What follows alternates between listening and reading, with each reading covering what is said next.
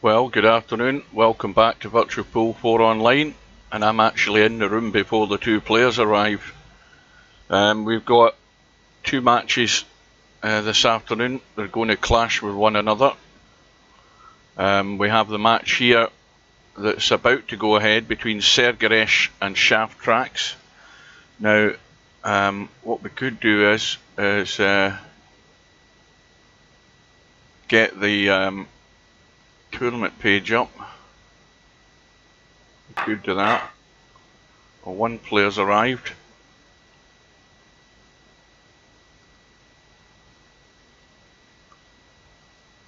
Go to the bracket,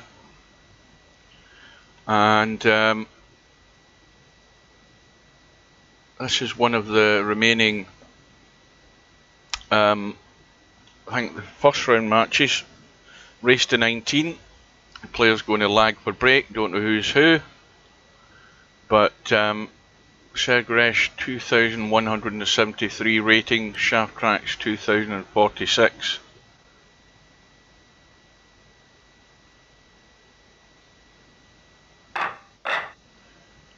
Shaftrax has won the lag.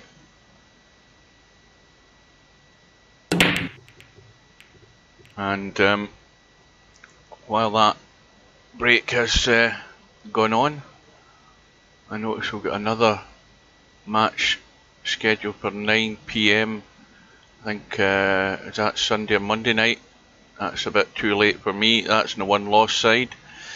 We've got this match that's going on at the moment, and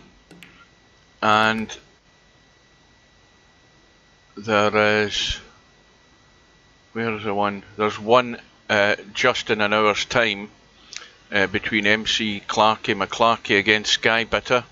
That's another first round match. There's not many left, but there's one here which hasn't been arranged yet. That's Danny and As You Wish. I think they've got until tomorrow to get their match done. Good afternoon, guys. It was a bit of a rush to get here because I was making sure I got something to eat, because I don't know whether this might end up, one of these matches might end up overlapping to about 7 o'clock tonight. Depends how it goes. I'm just going to finish my coffee as well. Well, 7 o'clock tonight we have a second round match between Stub and Tornado Tam. And that's, well, it's still going to be race to 19.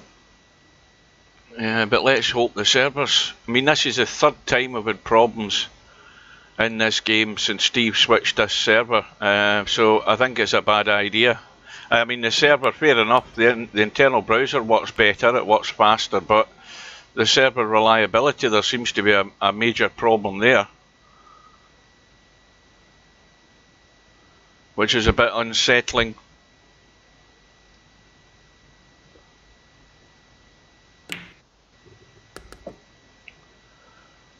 So, Sergeresh, well, he's going to have to be a bit clever here unless he leaves a long cut in this 9, because the way the cue ball's going, yeah, he's managed to check it up just to straighten it off the rail to stop it running away down the bottom of the table here. So, first rack on the board.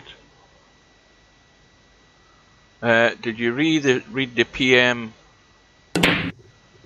on? Did you read the PM on Facebook I sent? Is this the one with this VR pool game? Ah, well, it's of no interest to me, Potman, because I'm not getting VR. I've seen it. It looks fine, but I say it's not going to be of any interest to me. There's no point in me looking into great detail on it because I'm not having VR. I can guarantee you that.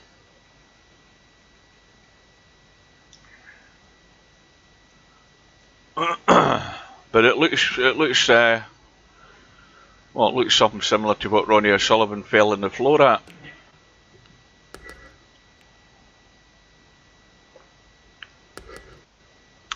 Just the same as I'm never going to have a wireless mouse.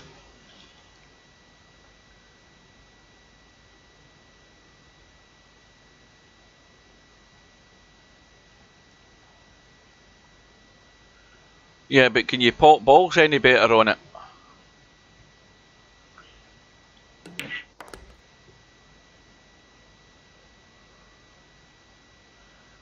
Can you cue at the cue ball and put spin on it by just aiming at a different part of the cue ball? Does it allow you to do that?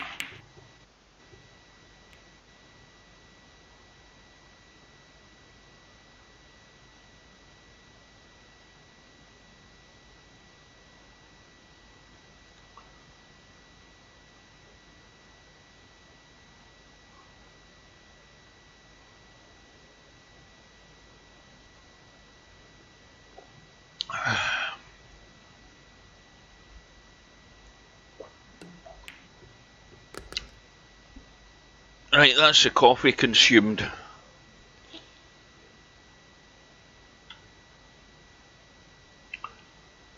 Oh, do you have a jump cue in it, or do you just jump to the same cue that you're using?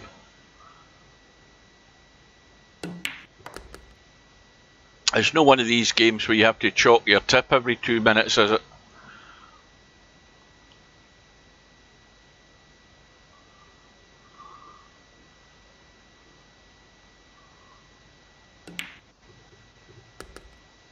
Well, Shaftrax, good opportunity to square the match, should be out.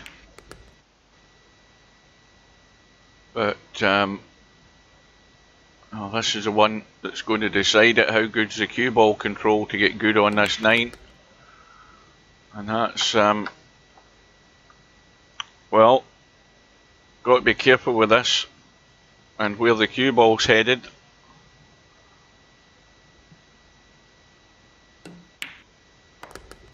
That'll do it. One each.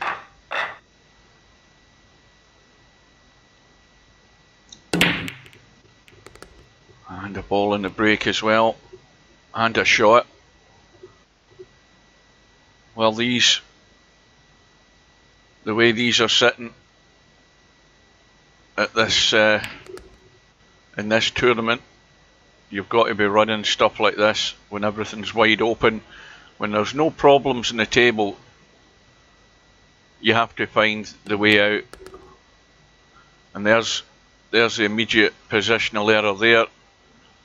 Nowhere near where he should have been on this 3 ball. It still cuts thin, but it then means the cue ball's just running all over the place. And he might be locked onto this. Well, that's not bad. That is not bad at all. Just a bit of a cut angle on it. He needs to dig down, stop the cue ball squirting away here. Unless he's trying to run through. Yeah, he's pushed it to the top rail. And the chance might have gone. And that all came about from the positional shot in the 3. As soon as he gets himself out of line in the 3, you're out of line in the next one. And it's usually pretty much downhill from there.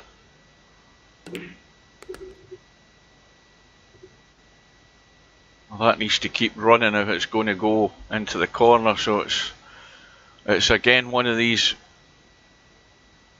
either or shots. Looks as if it's going to be the middle, and this cue ball might well run into the 8. Well, he's avoided that, which is handy. And now, well, the simple shot is, bearing in mind he's right on the rail, is just a little roll through. And that will do nicely.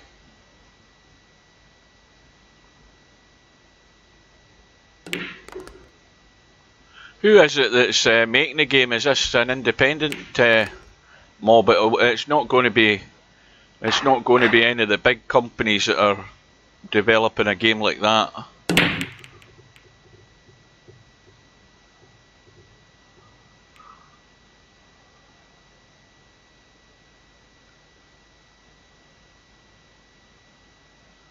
Now, quick check to remind myself where these players are from.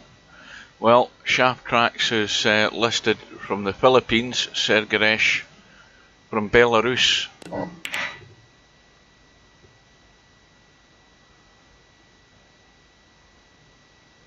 It's got a smooth back roll. What the hell does that mean?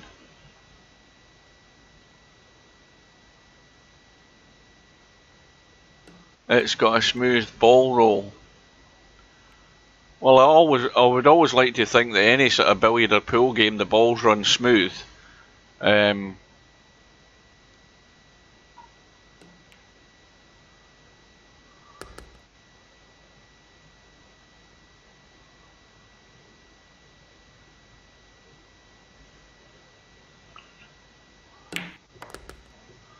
Eager Logic Limited, never heard of them, they're a little tiny company.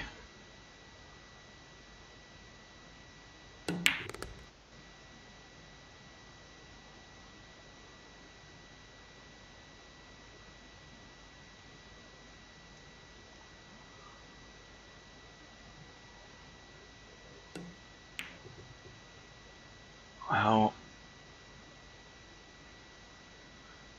these misses by Shaftrax, going to have to cut them out.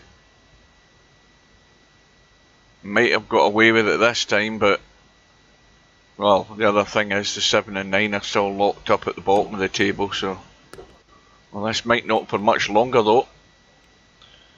And well, that's better than nothing. He's brought them out. He's got the 8 will go as well, and a long roll in the 5 ball.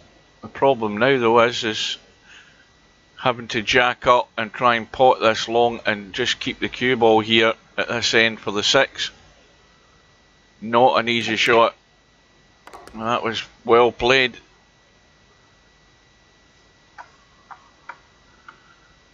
Now how can he avoid running into the 8 and 9? Needs to keep going. Or slow down, one of the two.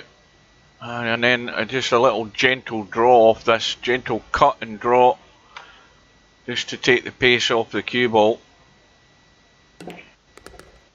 And that's again well executed.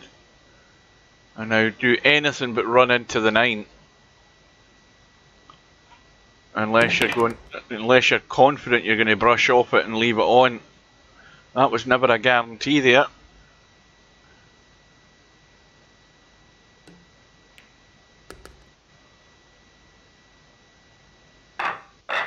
Yeah, because VR is still way in its infancy, so it is. I mean, certain games are actually made for VR, like driving games and racing games. They're made for VR, where you're sitting in a cockpit and you're looking across the dashboard and all of that stuff. Games like that are perfect for VR.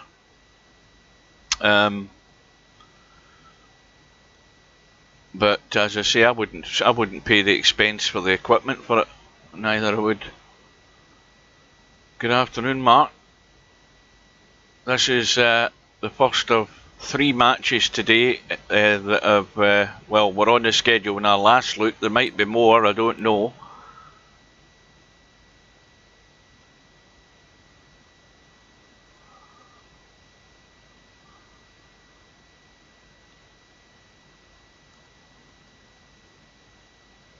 Where on, what did you say you posted something in the lobby?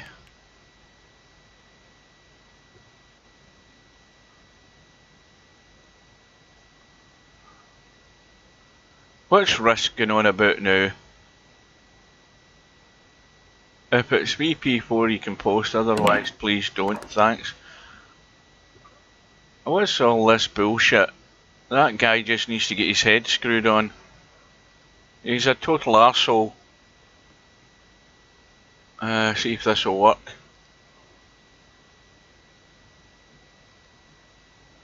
Black hole pool.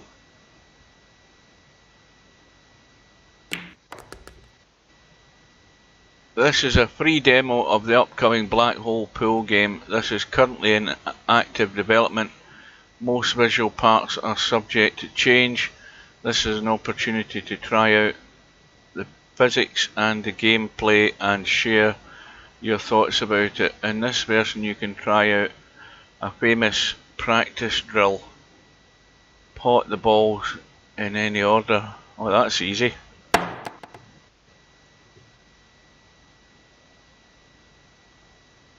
Apps from the App Lab haven't gone through the full Oculus review process. They may include unknown issues, blah blah blah blah. Oculus Touch.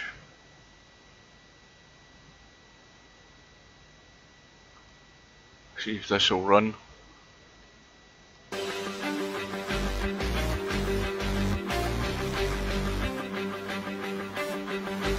I think they've gone. I think they've gone overboard with a big red dot on the cue ball.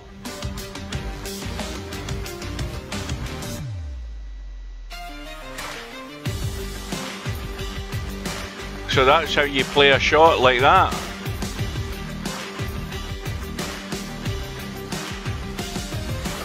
You play the shot by swinging your arm like what we're seeing on the screen there.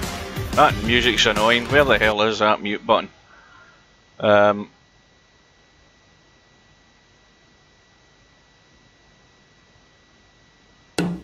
So you have to press a separate button to put spin on the cue ball, or do you use buttons on that hand thing?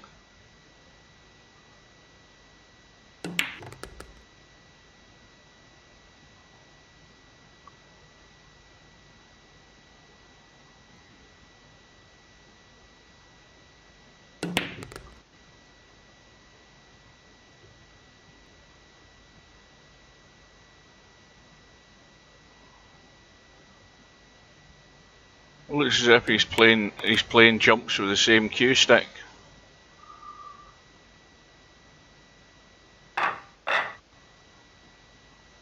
That red dot in that cue ball is annoying. That is annoying. Right, anyway. I've seen it then. I won't be buying it. Yeah, I don't know what's going on with I don't know what's going on with this Risk guy. He wants to get his head screwed on properly. Can he post a link to a game? I've posted hundreds of links to different games. Guy can go and stick his bloody patter up his arse so he can.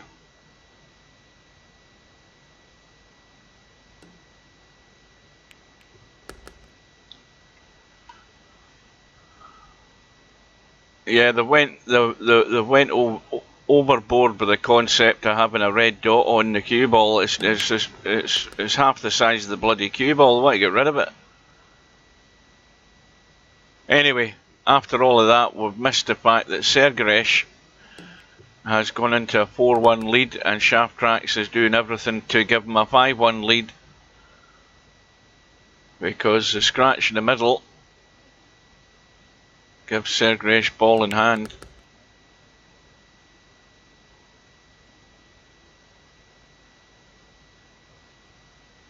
I mean, I think the main thing that would put most people off VR is the after effects of playing VR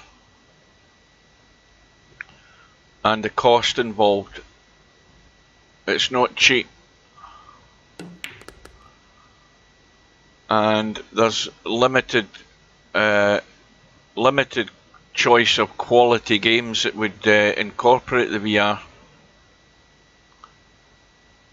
You know, once the major companies get behind it, then you might find the quality will improve. I noticed you joined through Facebook, Mark, and now you've joined through Twitch. Unless you're actually in two separate profiles. You wouldn't happen to have two profiles in Virtual Pool 4, would you? Because every other bugger seems to have them. And a 9-ball and a break. Golden break time. And that's a bonus for Sergeresh because he's running away already. 6 racks to 1. And now we just wonder whether whether Shaftrax is going to stay the distance here or whether he's going to quit like a big girl's blouse.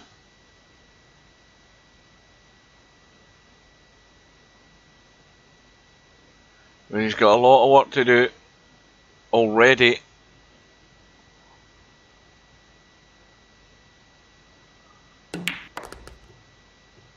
That looks a bit too heavy. Just going to be the kick. So again, it's a major failing for a lot of these players is actual positional play and controlling the pace of that cue ball. Some players only have one pace and it never changes.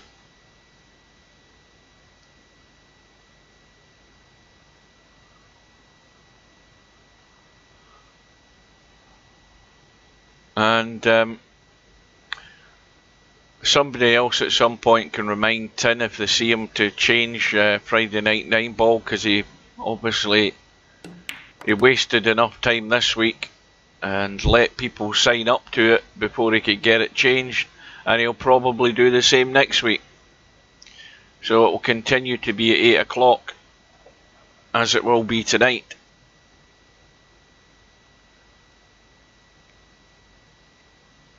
Yeah, if I was Steve, I presume he's went to another. When we say that VP4's moved servers, it's went to another company.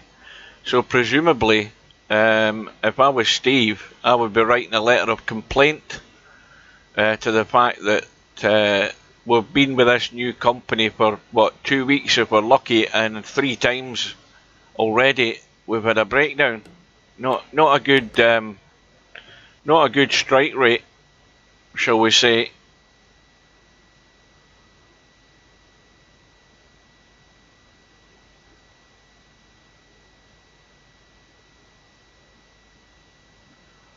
People sitting in the lobby for 2 or 3 hours earlier on today, I believe, according to Bill, where all you could do was sit in the lobby and you couldn't create a room.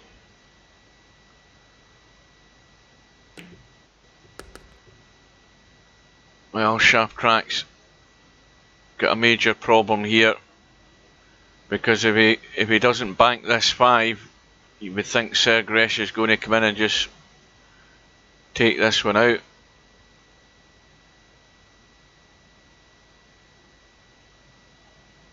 Oh, Redback did it. Let's have a quick look just to confirm what Larry says.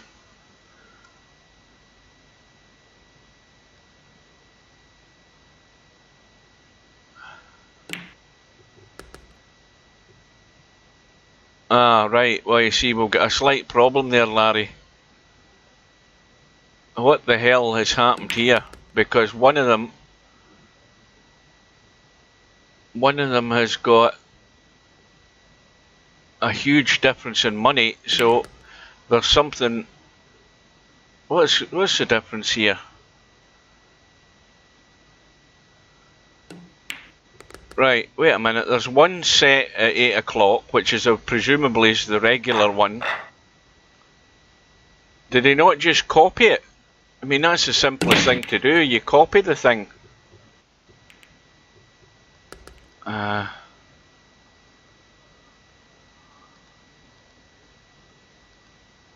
Right, what's the entry fee? 150. I don't see anything different there, but there's something weird with the money in it. So this is the one that he set then. Let's have a look. Right, so we've got 3, 4, 5, 6, 7 in. And Spud Boy's finally appeared. Did anybody ask Spud Boy where he'd been for the last 3 years? Because I thought he'd died. Never got a chance to speak to him. Right, so that's that one. I'm just wondering why, if it's been copied, that there is a difference in the money. Why is that one only saying 9? Oh, mind you, I've just realised the difference is the money goes up in the bracket with the amount of people that sign up. Is that right, Larry? I think that's what it is. You see, you've got 4 people signed up to that.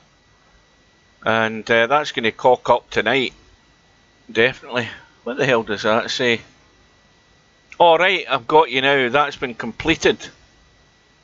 Or there's something funny going on here. This is half completed. Let's have a look. No, it is completed. I'm getting even more confused here, Larry. Now, presumably, I'm presuming that all of these people are all getting their money back. Or there'll be quite a bit of complaining come 7 o'clock tonight. Oh, I'll tell a lie, there will be complaining. These people are going to turn up at 8 o'clock and find out that it started at 7 o'clock. That's going to cause a fight. Right, anyway. Back to this match, if we're going to actually have a match, because it's 7-1 now, and again Sergeresh is getting himself into these positions. Not Sergeresh, Shaftrax. He's getting himself into the position. He's had at least 3 or 4 chances where he's exactly like this. He's got 3 or 4 balls to pot, and he's cocking up one, and then Sergeresh has just come in and cleared up the mess. Right, so again, this is all about controlling the pace. Just run through. Oh, that's a bit better.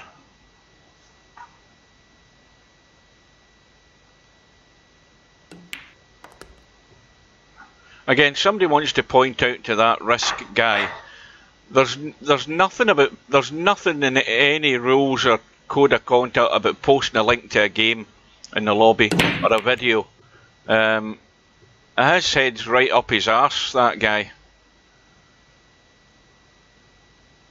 Potman posts a link to let us see a new game, a new VR pool game, and we're not meant to watch it. I mean, come on.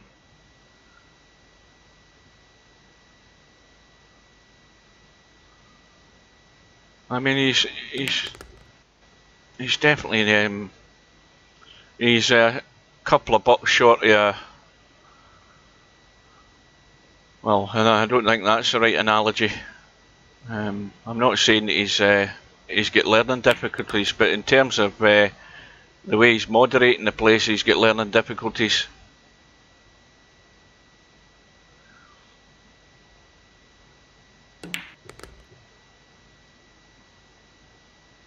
So, Sergeresh now. The crucial one that will decide a rack is 5 to the 6. And looks like it's going to be the draw to the side rail and across there. This could go wrong by going behind the 9 if he ends up deep in the corner like this. And commentator's eye has done it again. There you go. Never fails. Could see that happening a mile away.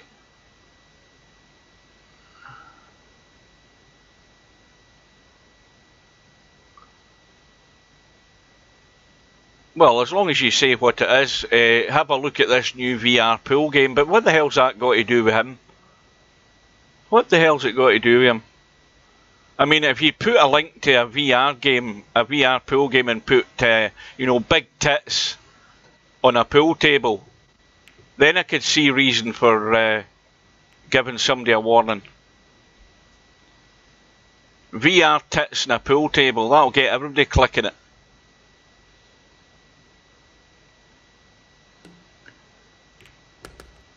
Well, Shaftrax gets a little billiard, nice little clever shot there. Now, can he get up the table and stay in this match? Because that's what this is about. If you can get up the table, again, it's all about that pace control. Really, that needs that sort of stun with a wee bit of spin, and it's not bad. I mean, this is just a plain pot, just drop it in, the cue ball will do the rest. You don't need to do anything fancy, just let the cue ball drift down the table. And again, the major failing is that when they're offline, Shaftrax is going to struggle with the potting angles. And it's another gift for Sergeresh. And you cannot just be missing those. Well, I've had I was playing Tornado Tam at Cowboy this afternoon, and I gave him all the tactical advice I could give him, and we'll see how things go.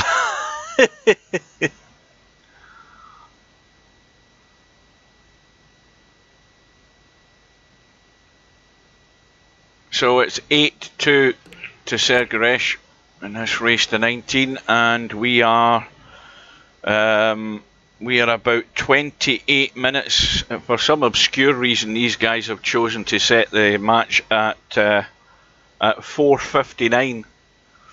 They didn't obviously like setting it to agree to set it to the top of the hour. They've set it for 4:59 PM. And if this match keeps going the way it's going, then we'll just jump straight over to the other one to see if we can get a bit more competitive. I mean, there's still a long way to go in this, but Shaftrax is going to have to change his ways rather rapidly and stop giving racks away by failing on a crucial last second or third ball. And he's done that in about 3 or 4 of the racks that he's given away.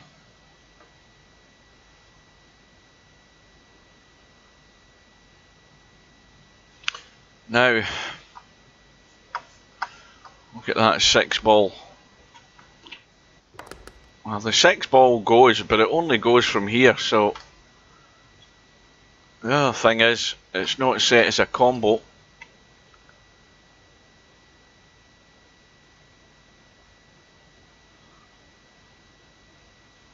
So the question is what's Sergeresh going to do? Try and get behind the 9?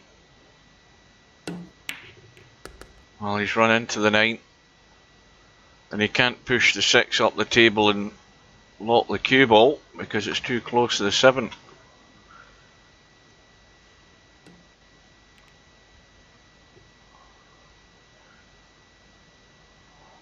Well, I hope it is. I hope it is a better game. You know, one-sided matches are not the best thing to be watching. And Shaftrax there, trying his best to scratch again, but he's got good cover now. Needs a break here, Shaftrax. He needs to get this opportunity from this kick by Sergeresh here, and he's got it. Although he's just going to have to. Well, he's going to be careful if he's going to run through, but he can run through. He'll be tight in the corner though. And if he digs down and draws back, he's got to watch the pace. Well, this again is just a dead weight pot. The cue ball. Let's have a look at where the cue ball's going. Cue ball's, get my line to work. Cue ball's going that way. And that tangent line. It needs to get the pace down. That'll do it.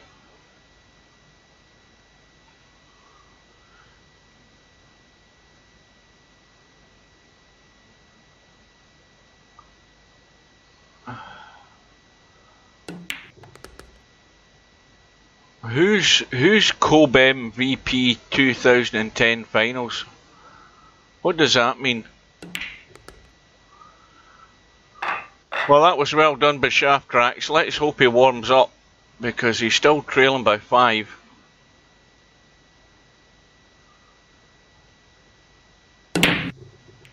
Yeah, but what's all the... Is that right? Oh, right. Oh, most valuable player 2010 finals, right? Yeah, we don't get a lot for basketball here in Scotland.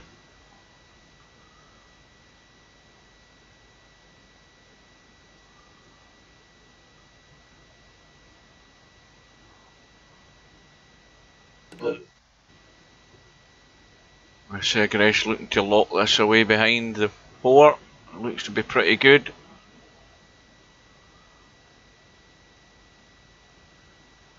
Well, as they say in Scotland, basketball is just a bunch of big Jessies playing netball. That's what my dad would say. Big bunch of Jessies playing netball.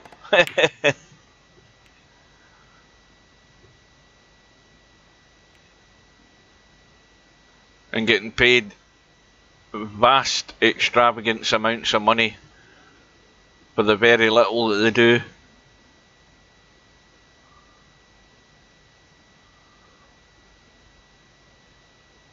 In fact, I mean, they don't play rugby. See if these guys were into play rugby, they would feel naked, because all you've got in rugby is a gum shield and a bit of tape around your ears to stop your ears getting ripped off.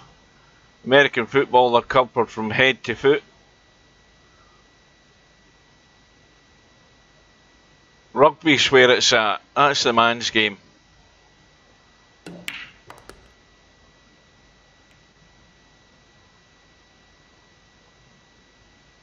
You ever been to an American football match? I mean, you're sitting there for 3.5 hours, and about, you know, no sooner has one play been made than half the team go off, and then another half come on, and then another half go on, and then another half. Oh God! It's stop, start, stop, start.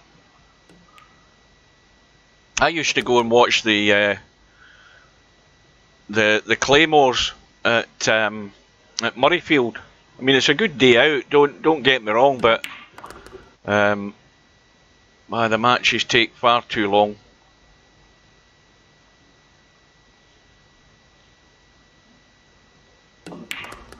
Where's the cue ball going? And Shaftrax has won a watch here. Ball in hand. 7, 8 and 9. Cannot miss this. This is a bonus.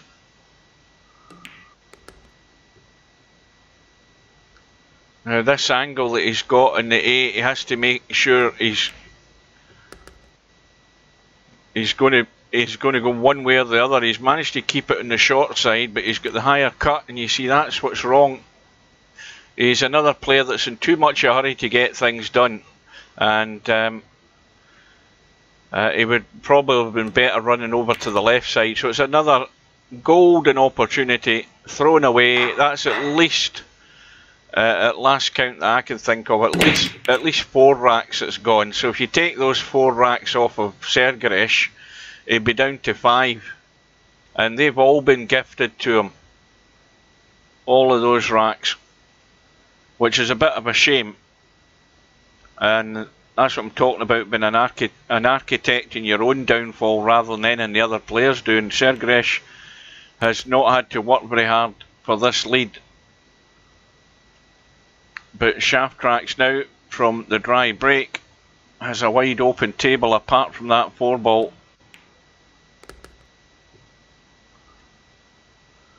Yeah, you've got to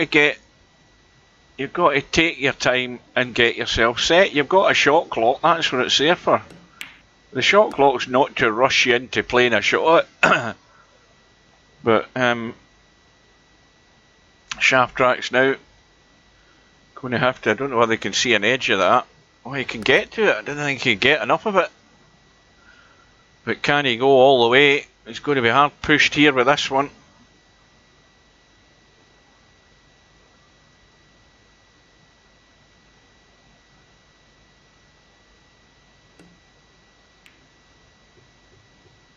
Again, trying to be gentle with a 5 to leave the awkward cut in the 6. But this is dead straight, so unless he uses the 2 rails, and he's run into the 8 and he scratched. So once again, are you guys still counting? So here's another situation with ball in hand and 4 balls on the table.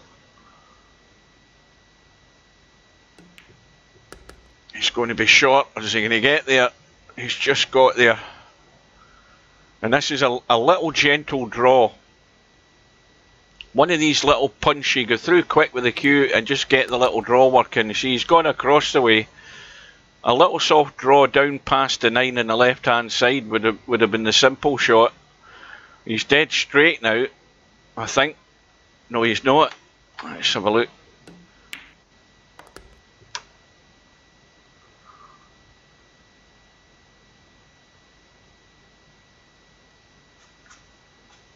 Let's see if we can get this on the board.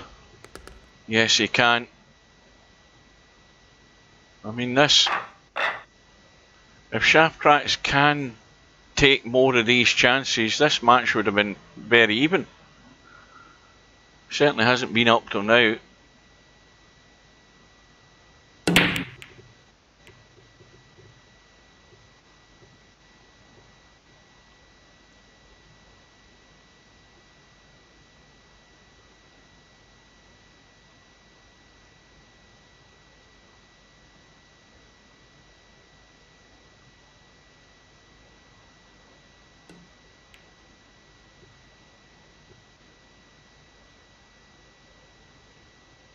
The safety, and these balls are lying in pretty good shape for a run out here. If Shaftrax can't get the hit and get this safe, needs a bit of luck, as everybody does. Is it going behind the 6? Not quite. But again, the cue ball's very close to the rail, so it's going to be difficult for Sergeresh to get up close to this 2 ball.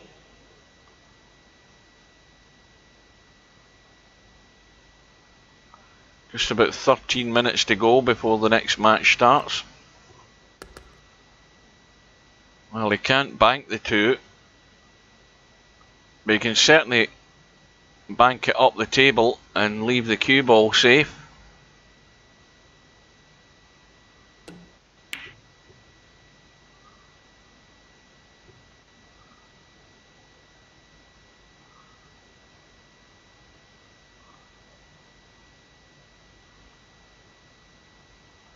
Oh, my big apology. Well, you explained to me how a player signs up to a tournament twice. Answer me that question. Once you've answered me that, that'll clarify everything, I'm sure.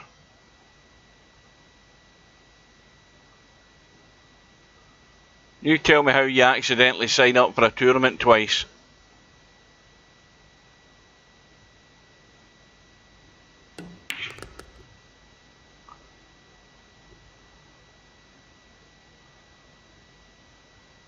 The thing that puzzled me was when I saw somebody called Woody in the lobby and somebody called Woody Old in the tournament. And Woody also in the tournament. And then Woody Old gets forfeited so that Woody can get to the final. Which is even more funny.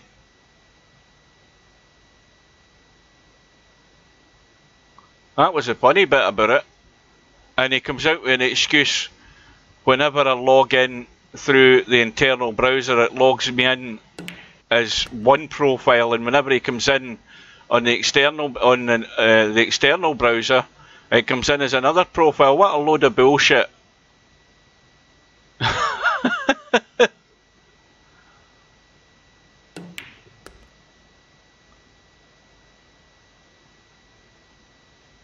That depends what username and password you're using. So it does. Unbelievable. I mean, it's one thing having 2 profiles, but having 2 profiles and the 2 of them end up in the same tournament is a bit, it's a bit of a cock up on his part. There's no defending it. None whatsoever. But as I say, if Sergeresh let people get away with having multiple accounts when they say you shouldn't, then that's up to them. So it's up to them to deal with it.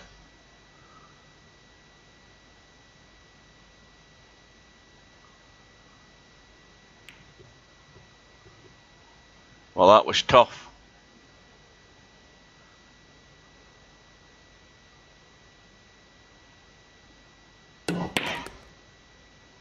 And it's double figures for Sergeresh.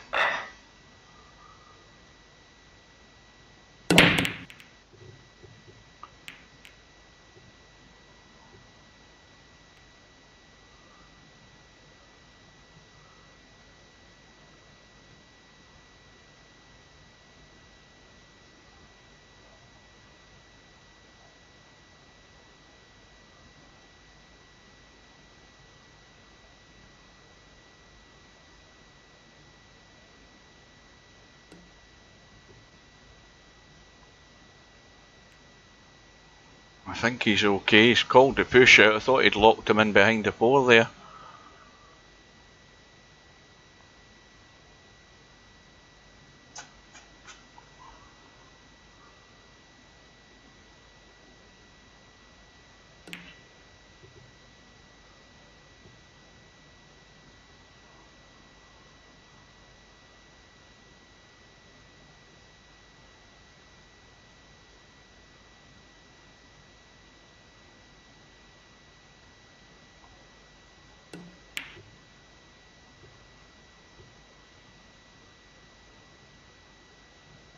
Now, quick look.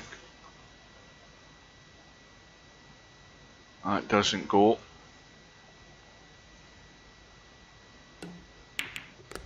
But the combo does.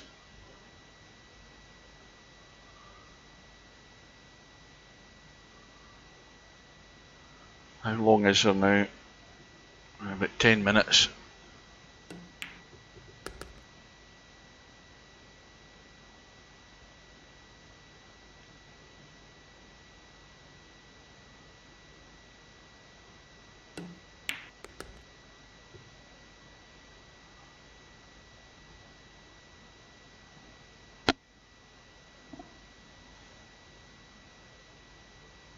Now you've got to be careful.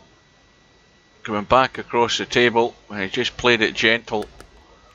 Did the right thing there.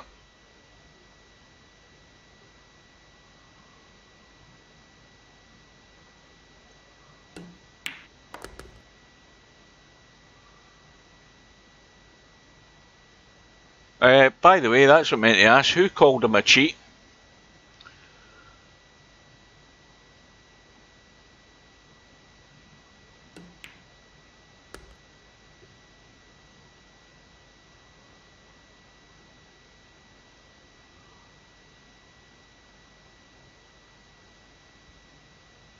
Not that it matters, because you can't accidentally sign up to a tournament twice.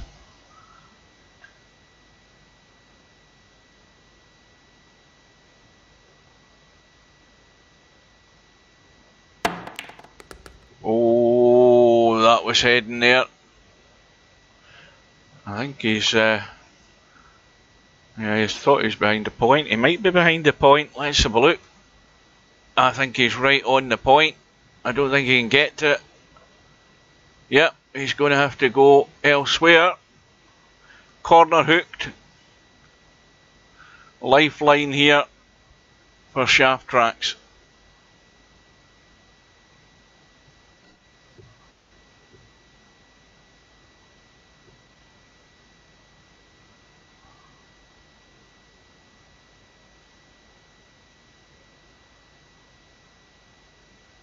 Well, I don't like the way he's doing this.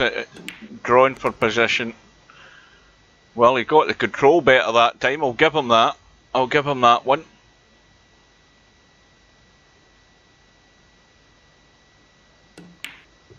And he's got it.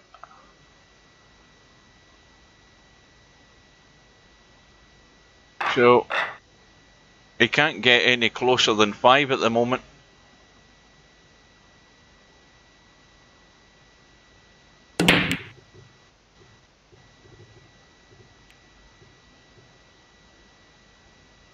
That's another dry one.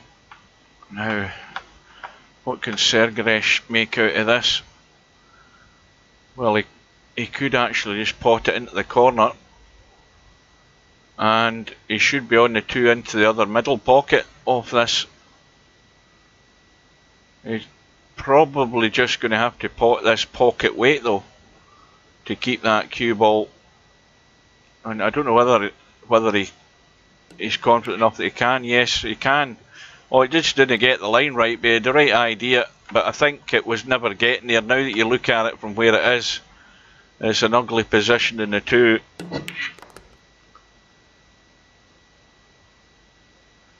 See, Shaftrax has played the draw shot there. Now I don't know whether he's aware the 6 ball's actually sitting there, or whether he just overhit it.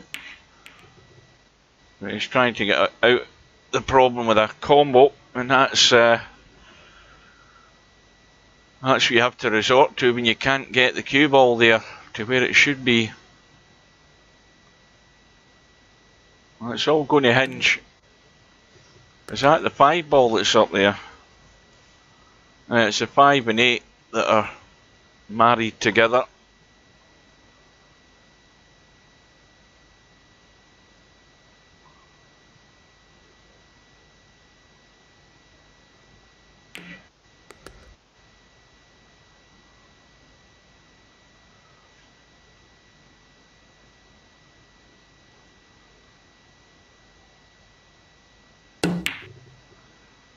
He's trying his best.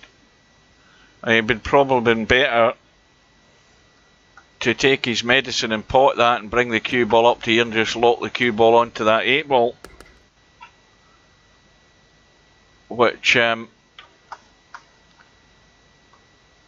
don't know whether Shaftrax can get that right, but that would be the general idea, to bank this shot and try and keep the cue ball. Well, he's gone all out for the bank, and he's got it. Look at the cue ball though. This is tough.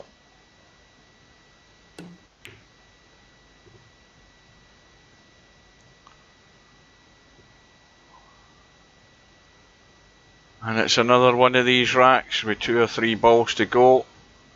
Sergeresh coming to the table with the objective of just tidying it up. Well, he's going to have to punch this in if he's want to run the cue ball out to play the 8 into the same pocket. He's a wee bit short.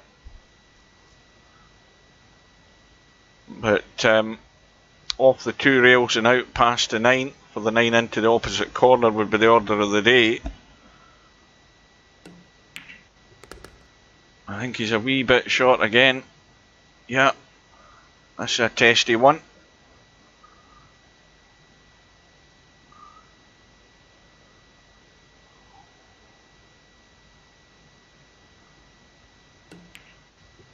Well, that's a question I meant to ask as well, if you're still there, Larry. How come last night Tin said he can't do anything to the tournament because there's people now signed up, and how come Brian can do it? Explain that one. What expertise does Brian have in a tournament system where he could just kill that other tournament and set a new one that Tin couldn't do?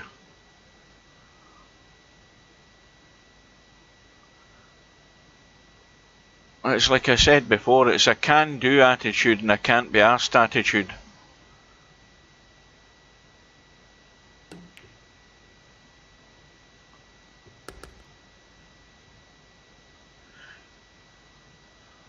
Well,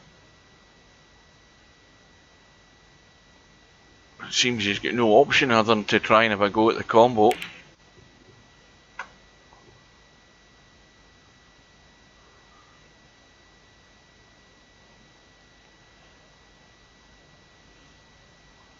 Just about 6 minutes away from the start of the second match this afternoon. And let's have a quick look and see whether we can see the aforementioned protagonists in the actual lobby. I don't see anybody there.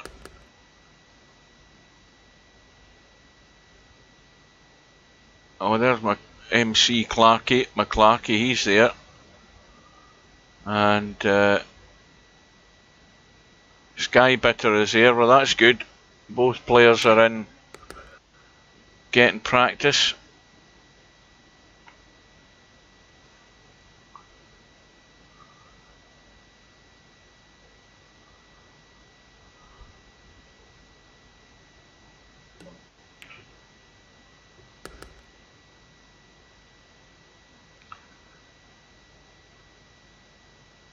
Good afternoon to Semi Shooters Pool Pro.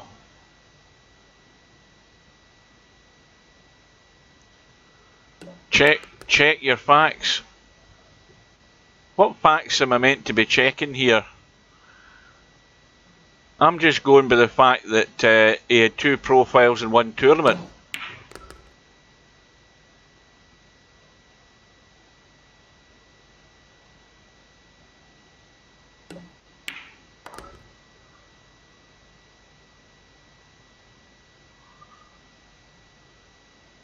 What annoys me more is that we've got a number of people who are using multiple profiles and nothing's been done about it. That's what annoys me more, especially when it's against the black and white rules of the Code of Conduct.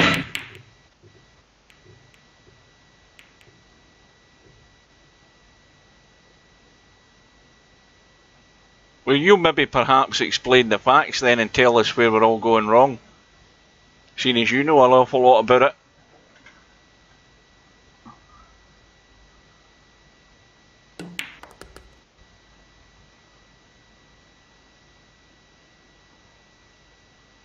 He also mentioned that Tin had cocked up his account name as well, or something crazy like that.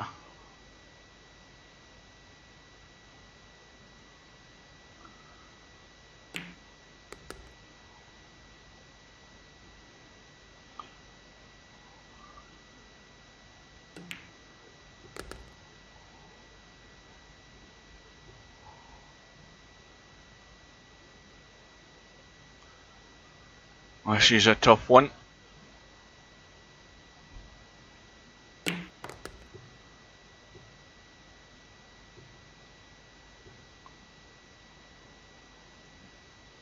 Oh, it's going to be awkward.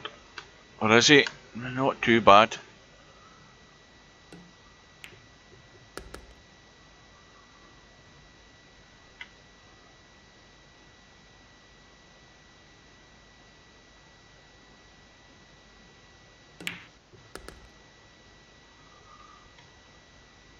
Yeah, I get that part. I get that part, semi-pro. But what is everybody ignoring the point I'm making? You can't accidentally sign up to a tournament twice. And the only way you can do is if you're logging in under one profile and logging in under another. You know, you log in once, and okay, let's defend him and say, right, he made a mistake and he logged in a profile he didn't want to log into. Well, that's the one you stay logged into for a tournament. You don't go and sign up your other profile, so you get 2 of you in the tournament. That's only a numpty would do that.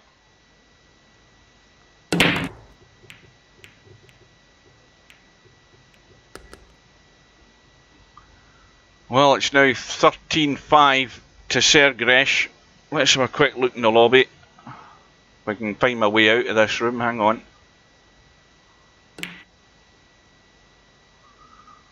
Well, the room is up.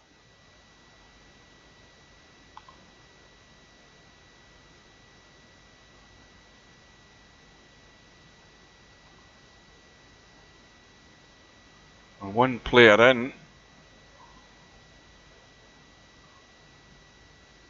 Wait until it's up and running. We'll wait until they're started. Stick with this one.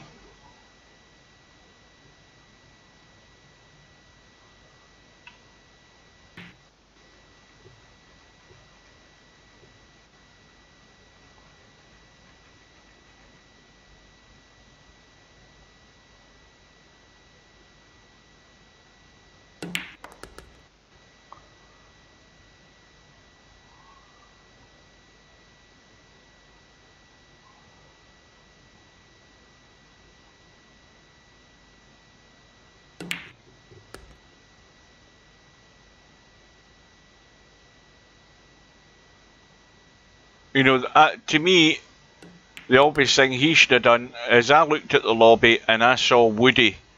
I looked at the bracket and I saw Woody and Woody Old. So if he was going to do anything sensible, he would have logged in as Woody Old and there wouldn't have been a problem. And then he wouldn't have signed up to the tournament twice. And who's this person that I don't know that's PMing me? Somebody needs to tell them that... in fact, I'll do it. If I can remember how to type.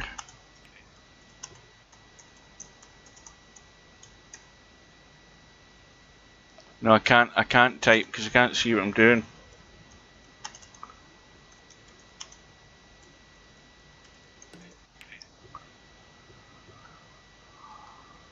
Oops, I've not read that anyway, I just shut it, hit the wrong bloody button. That's whose sister?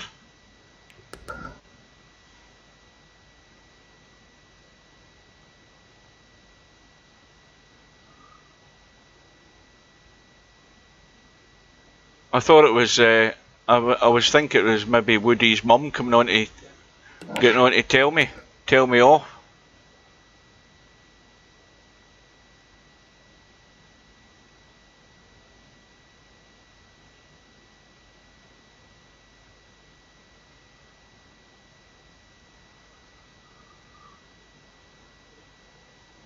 Right, Sergeresh with a 14-5 lead, ball in hand for Shaftrax.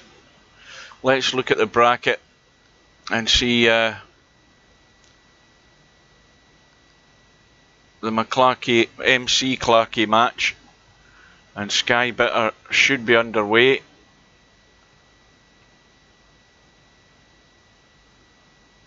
I don't even know whose name that was there because it's went straight out of my head.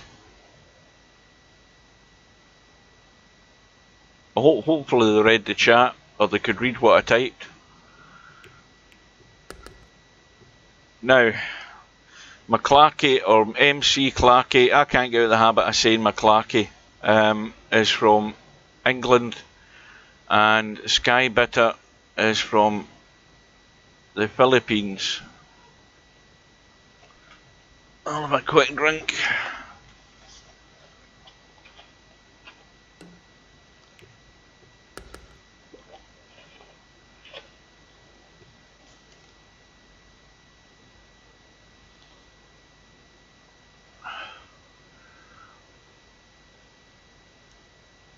And I mean, the other thing is, the other thing that just crossed my mind as well, what full facts do I need to know about Woody other than the facts that I've seen? That he's got 2 active profiles and he's in a tournament. It's indefensible. With whatever excuse you come up with, you've actively signed up twice to the one tournament. That's a major failing when you've got 2 profiles. Try telling that to the guy that signed up to the snooker one with 3 or 4 profiles.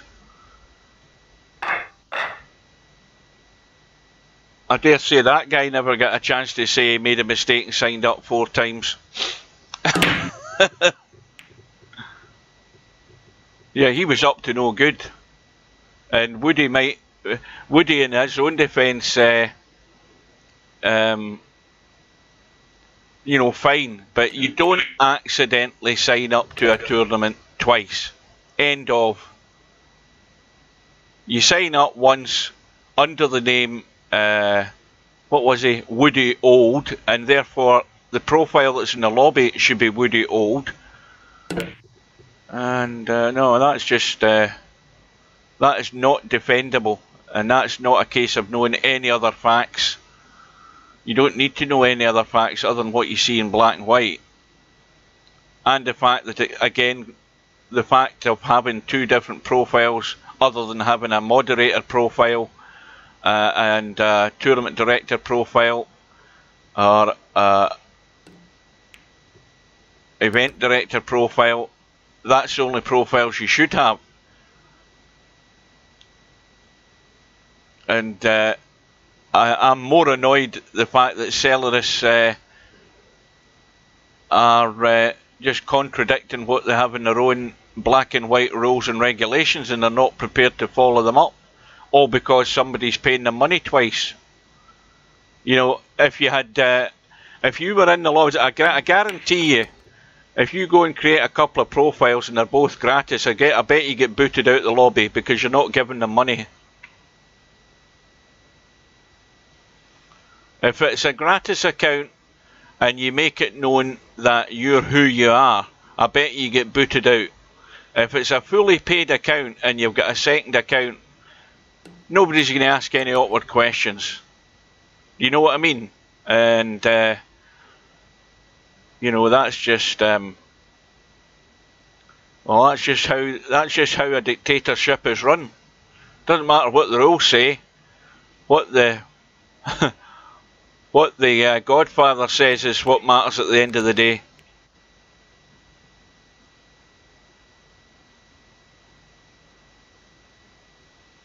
Well, let's concentrate in the pool. See if we can get a match on here. It shouldn't be too long before a result comes through in that other one.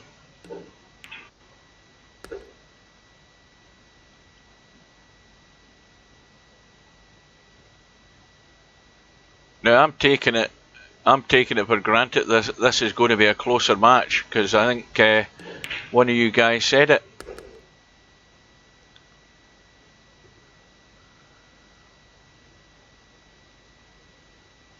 Aye, well, you just jump to the other. Yeah, you just use the drop down, but you know that's the only visible way you tell the difference when you highlight somebody's name as to whether they're a tournament director or event director. But it's still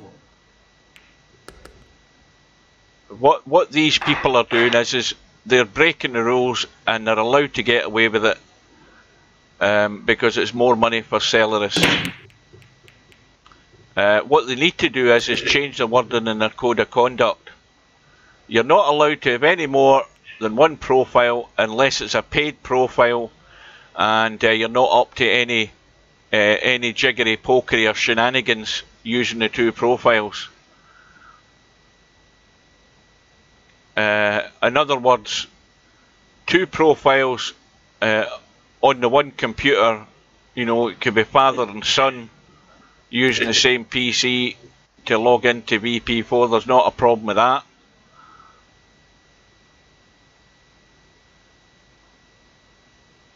But you know,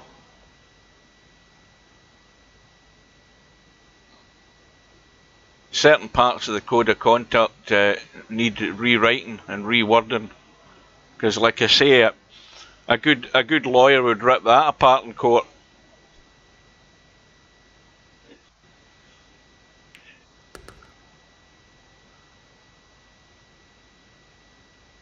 Well, McClarky's left that short, and we've got a possible 5-9 combo. Not pretty looking, and Skybitter's the one that might well have a go, unless he gets some sort of angle on this 4. Well, he's got ball in hand in a 3. I don't know whether he's paying attention. Is he paying attention? We'll soon find out. Yes, he is. Good afternoon.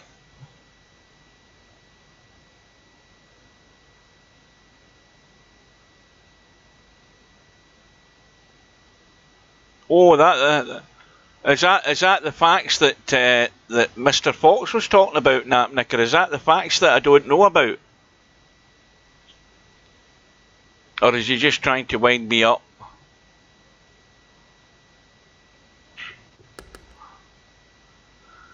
On the 28th of March, Woody entered both profiles in another cowboy tournament. So he accidentally did that then as well, did he? And he actually played against himself somehow. He kept that one quiet. See what happens when you start delving deeper into what's going on. All of these things come to light.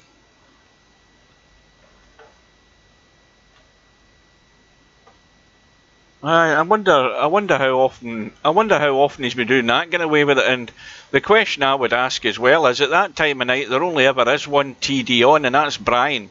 That's Redback from Australia. So what the hell's he doing? Is he sitting with his finger up his arse, not paying attention? I mean, what the hell's Brian doing?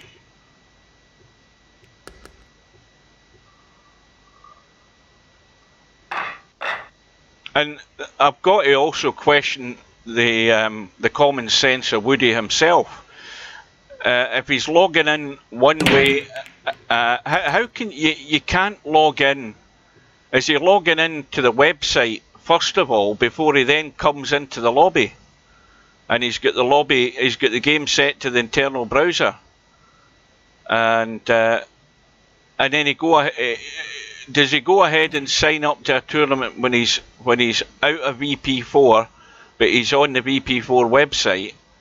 So he's already signed up, and then he comes into the lobby and thinks, oh, I better sign up to that tournament again, but under his other profile. Come on.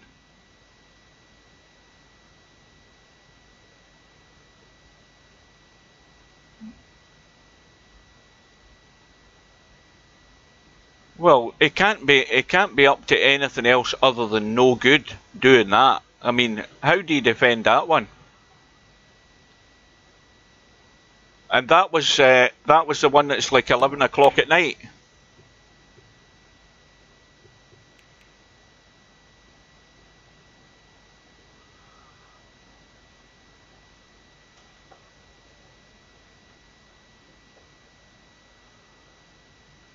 Well, I'm asking these questions because it happened to be, I mean, at that time of night, it just happened to be my day off the next day. At that time of night, I don't sign up to the Cowboy tournament. But I signed up to that one, and something smelly got up my nose straight away looking at the bracket. That's what rung my alarm bell as to what was going on.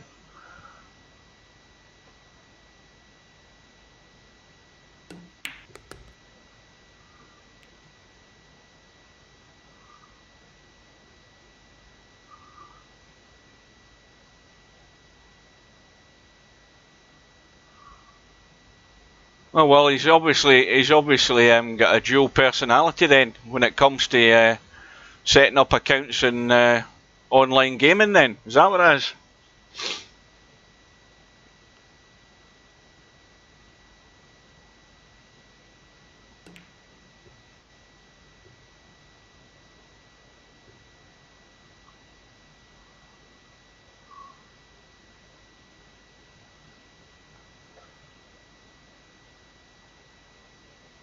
Well, we all are.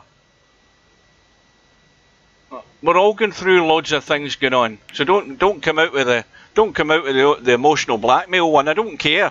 I don't care what he's going through. I mean, it doesn't. You don't make excuses for anybody. That's not going to wash over me. That one.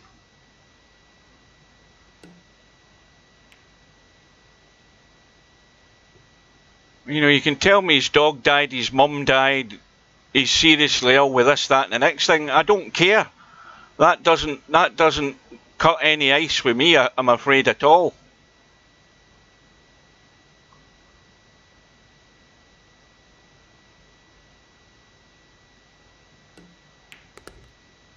Well, I have never used the word cheat. I've just been making out the fact that it's a bit dumb what he's doing, isn't it? And then if somebody tells me further up the chat that he signed up in another tournament and he played himself in another tournament, how do you defend that? How do you defend that? That's what you've got to. That's what you've got to. You've got to then give us the facts for that one. Was he having a bad day that time as well? Was he?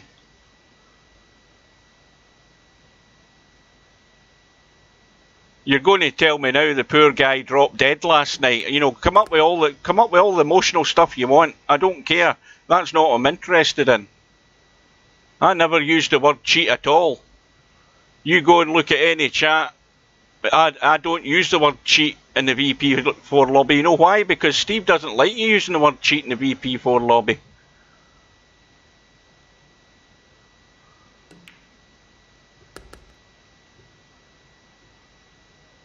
I don't think I did. I would check your facts on that one as well.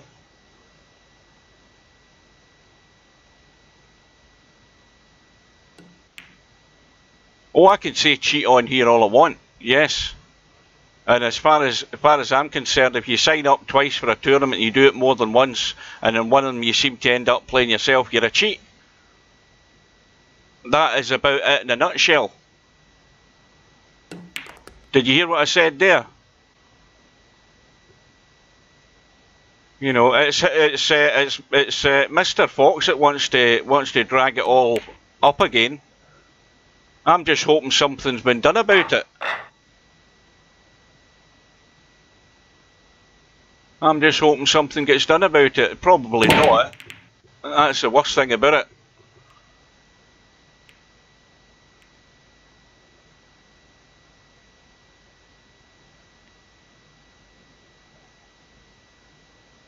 But Mr. Fox is one that's been on a good few rants at Steve before for various other things, including cheating.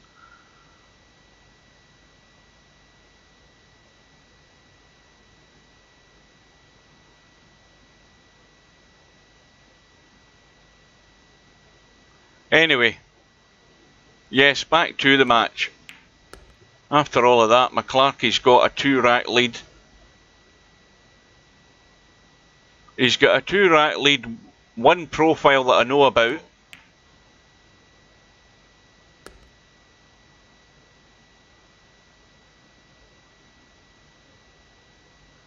Well, go and tell him that. Don't tell me that. We all know that. We all know nothing gets done about it. Yeah, go and write him a big long-winded email. He'll just be ignored. I'm well past that stage. I gave that up a while ago. But don't try and defend some guy that's got 2 profiles and basically up to no good, because the evidence is there. The evidence has been shown to you. You don't defend him regardless of whatever circumstances he's in. That's a bit shoddy. You've met the guy's a nice guy. Fine, you like the guy. I just don't like the way he's got 2 profiles. Simple as that, and end of conversation. Let's leave it at that and then go on with our lives.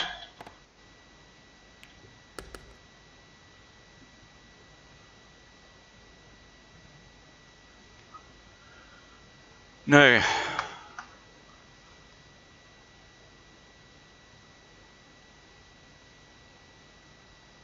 I don't need to know the truth, as I said, because the truth doesn't interest me about anything as far as that goes. It's the truth about how he's doing what he's doing, and if something's to be done about it. That is all we're bothered about. It's time Sergeresh backed up their words that they've got written down. It's time they started doing that.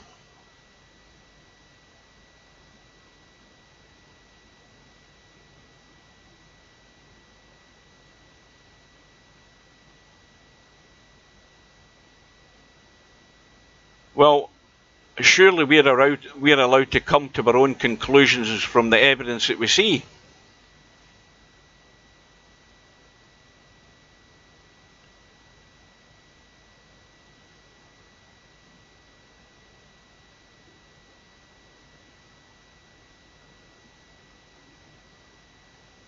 Well, you know, why do you need to have them?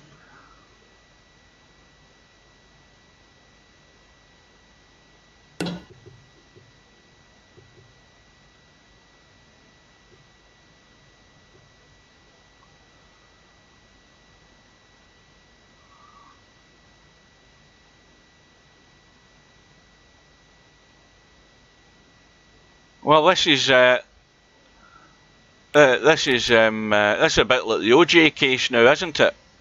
Defending the indefensible.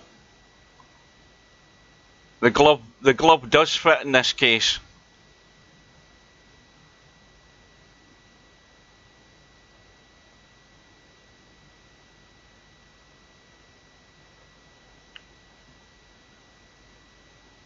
Now, what's McClarky planning on here? The cut.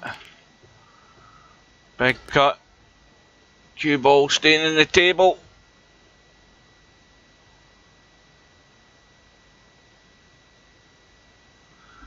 Yeah, but OJ's hands were twice the size as the gloves.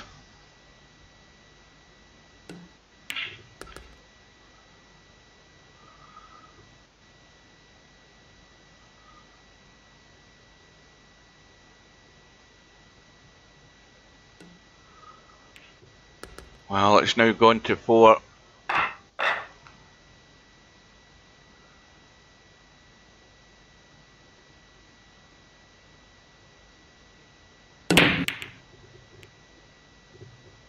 Well, you're just repeating yourself now.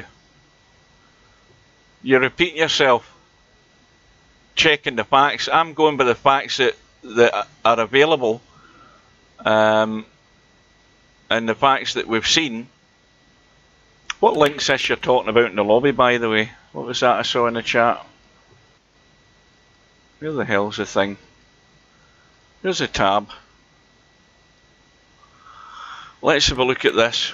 What the hell's this thing doing? Oh, that'll not work in the internal browser. I thought that was a tournament page. That won't work.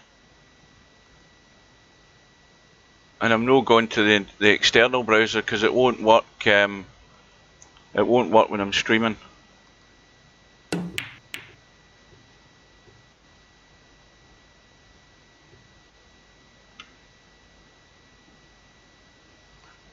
Well, it's beginning to sound like Mr. Fox has said to Woody, listen, you let me do all the talking. I'll sort everything out for you.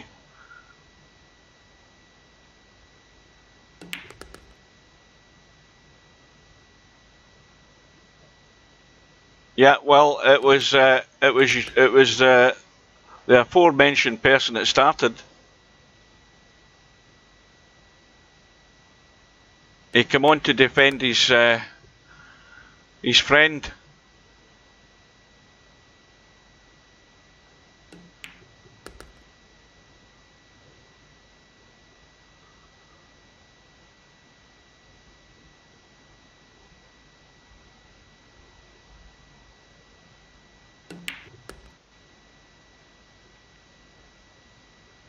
Well, is that other match finished, by the way?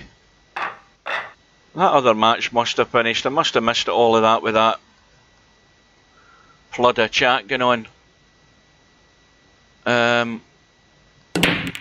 Let's have a look. Where the hell's it gone?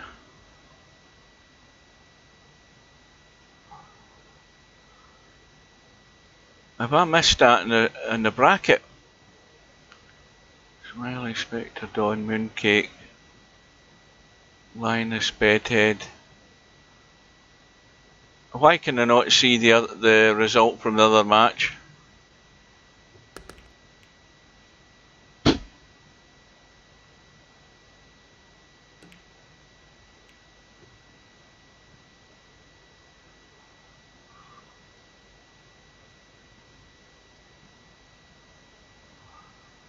Back to we've got two matches tonight. We've got the Stub Tornado Tam match and we've got Cobra's match at 8:15.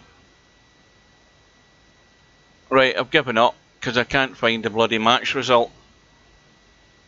I'm gonna have to go to the chat.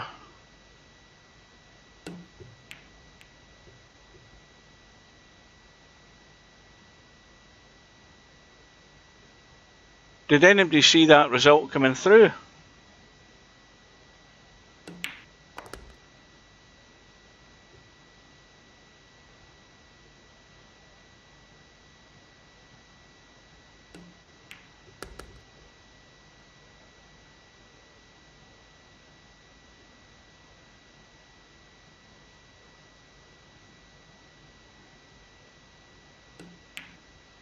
Why couldn't I see it in the bracket? I must have went past it about 3 or 4 times then. Totally missed it.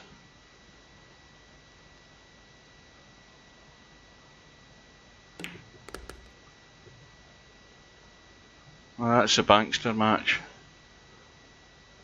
from that last tournament. No.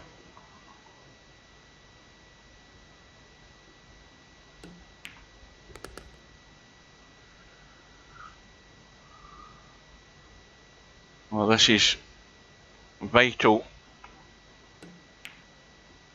for Skybitter to stay in touch because it's heading a similar pattern to that first match. Oh, there it is.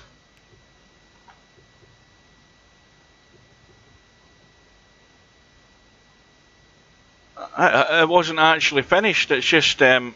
It just finishes now. Ah, that's why I couldn't see a result then, because it still wasn't over.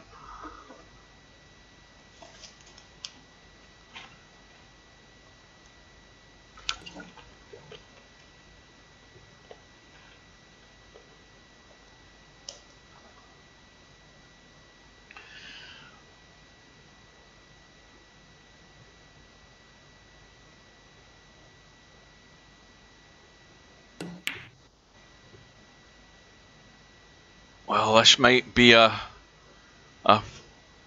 far-fetched combo in the 9 here because it's nowhere near lined. He's not looking at the 9 at all. Got to watch that cue ball though as well. Don't forget the cue ball. He's trying to, well, if he'd hit it harder, he would have got it done. He had the right idea. It just needed another ounce of touch on it and it would have gone in.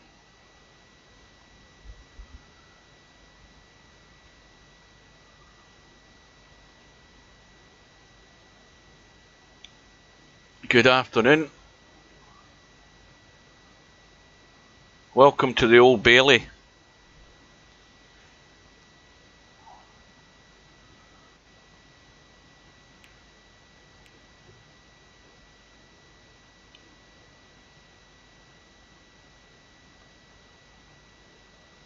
Well, of course, the danger now is if anybody can get a sniff of a ball towards that 9, and Skybitter, well, I don't know whether this is the one to do it on, but he might well bide his time. If he can pot the 3, he's just going to be rolling the 4,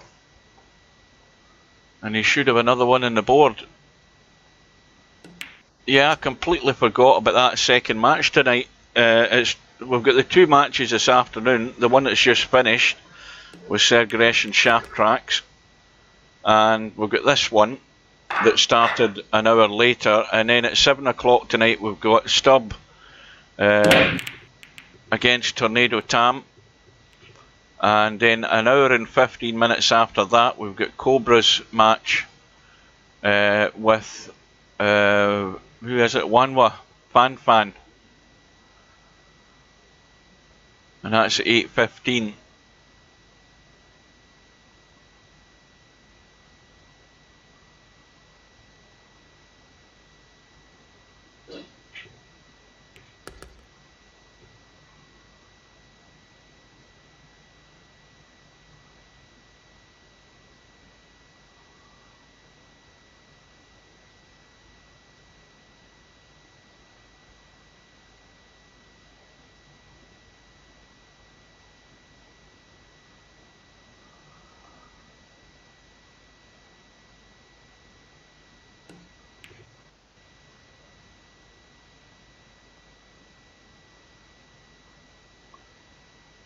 That's just an edge of the 2 showing.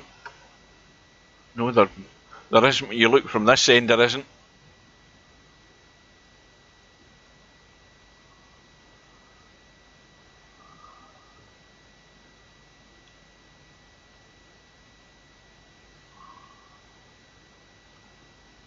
I don't think.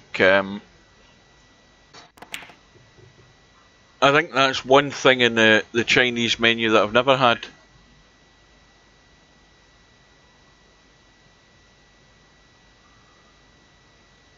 I think I've had pretty much everything else on it, but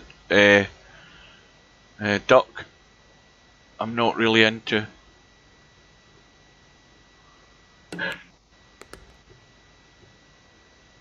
Oh, this is going to be locked up.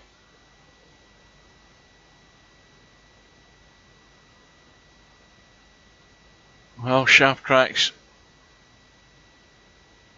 better start chalking his cue stick, and he may well have a go here in a minute.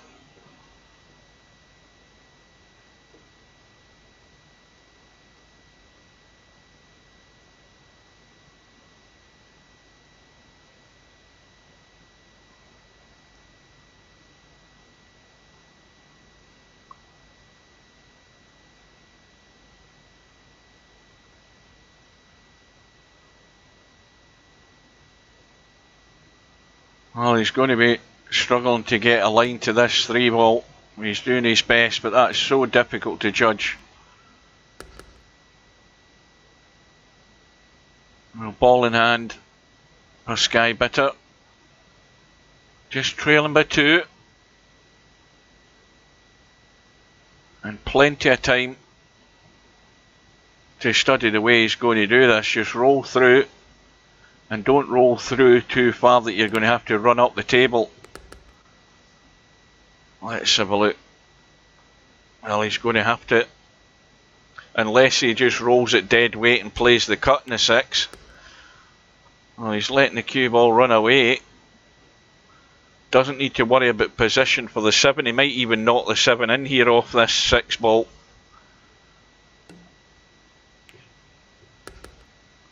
He doesn't want to roll too close to it though. He's going to have to kick this long.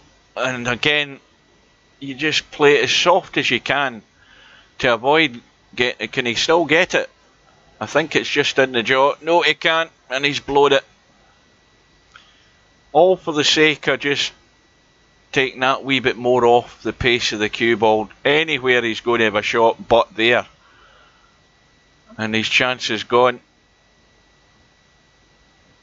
Well, this isn't guaranteed for good position, but if you draw it big enough, you're going to be really unlucky not to be able to see the 8 ball.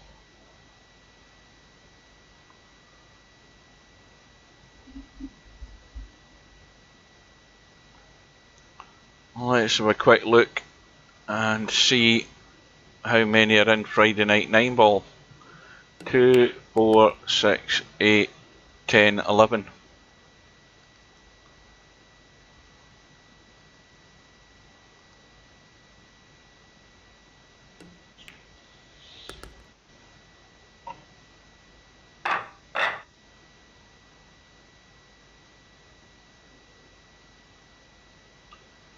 Well, it's now a 3 rack gap again.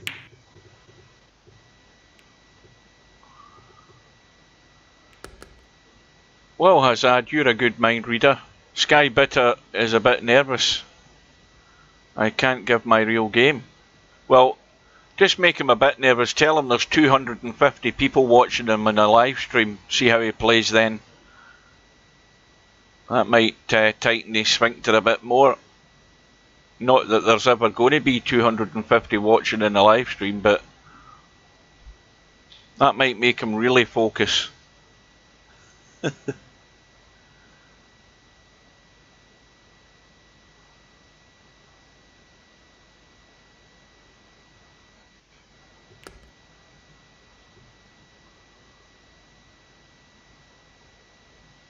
That's another one signed up.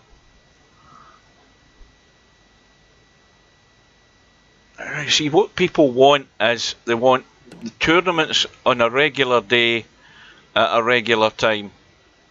And the regular time for Friday night 9 ball, winter, spring, summer or fall, as you guys say in the States, is 7 PM or it's 2 PM Eastern time, 11 AM Pacific. As it is for the other 6 months of the year.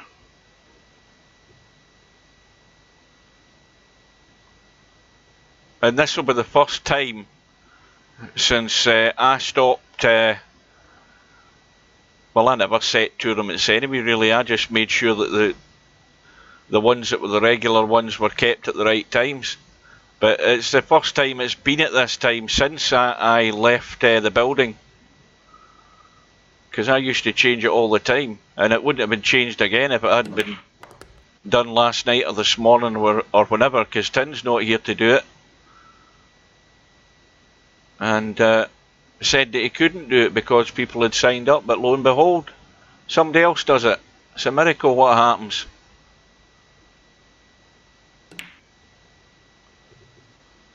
Oh no. Skybitter's hung it again. And these are just racks that are draining away.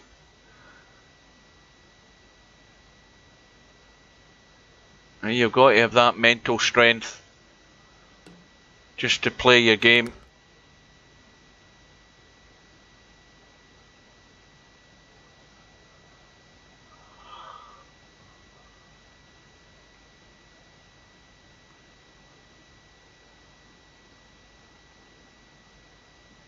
In fact, I'm losing track of time here. It's only 25 to 6. I was thinking it was 25 minutes to 7. So it's got another hour and 25 minutes before the tournament goes.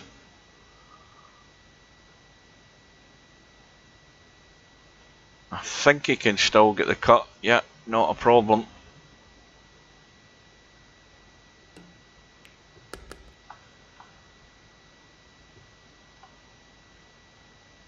This is a wee bit tricky. Does he want to dig down or does he want to run through? He's running through, and that will do nicely.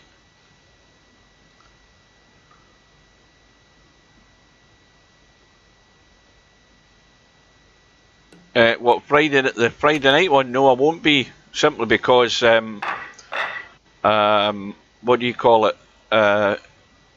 Tornado, Tam and Stubb go ahead at 7 o'clock. It clashes with that match. I mean, I'll drop in and have a look at maybe 1 or 2 matches, but Stubb and Tornado Tam may well still be going at it by the time 8:15 comes around, and that's when Cobra's match starts as well.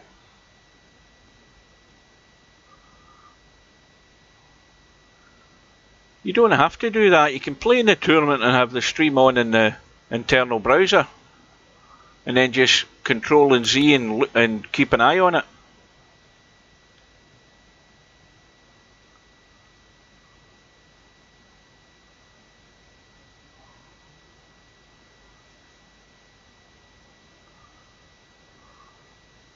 Yeah, who's Brittany B? That was the person that PM'd me. Does anybody know who they are? Who the hell is that? Aye. Where's this from? Canada? I wonder what they were PMing me about. I'll never find out.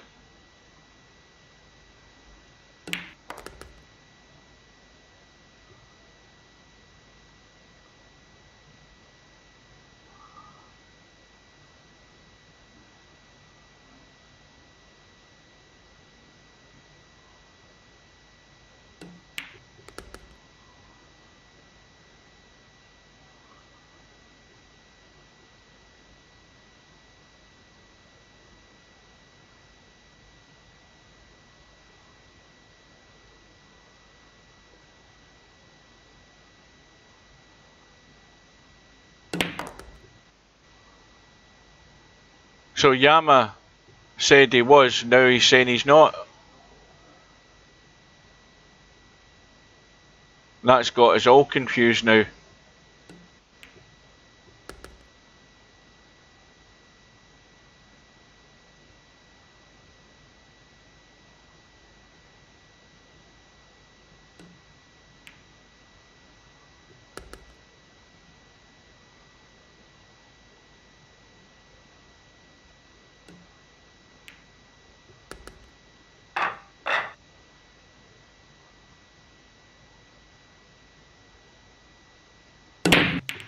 Well, don't tell that to, whatever you do, do not tell that to Biggs.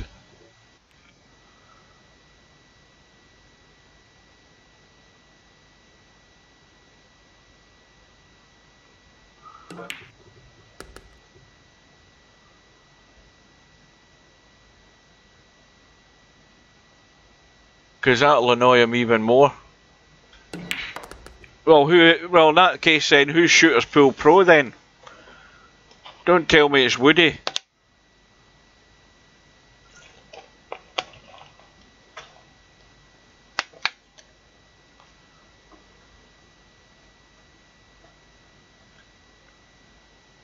In fact, you know something else? I'm surprised that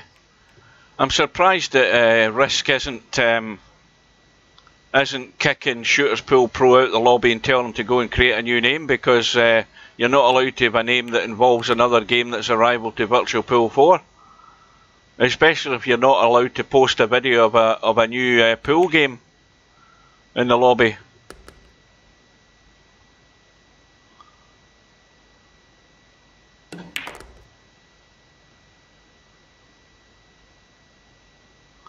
Oh, he's a big pussy, that Biggs. He's got no bottle.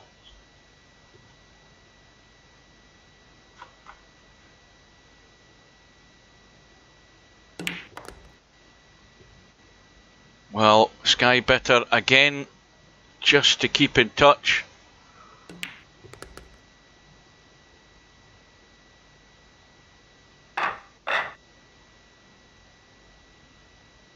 I wonder where Spud Boy's been for the last 2 years. I seriously thought he was dead. I was adding him to the obituary list.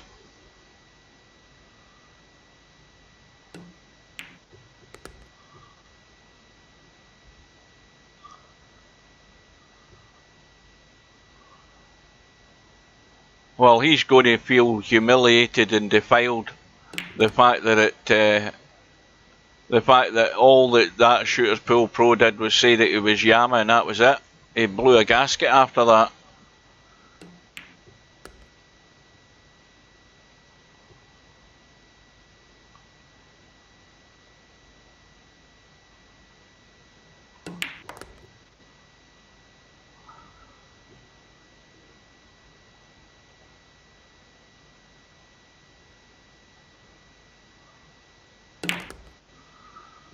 Well, can I was going to say Shaftrax here, Skybitter. Can he take this one out as well?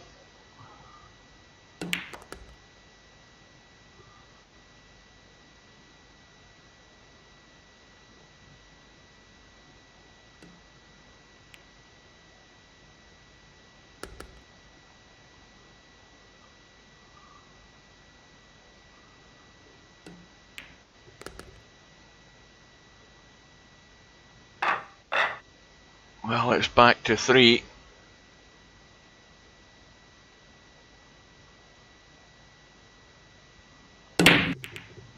Needs a ball, 8 ball goes in. Needed a lucky break with a kiss and the 1 ball. Hasn't really got it, but can he lock the cue ball up? I don't think he can either, because that 1 ball stuck to the 2. You can maybe just brush it left to the rail and leave the cue ball on the 2.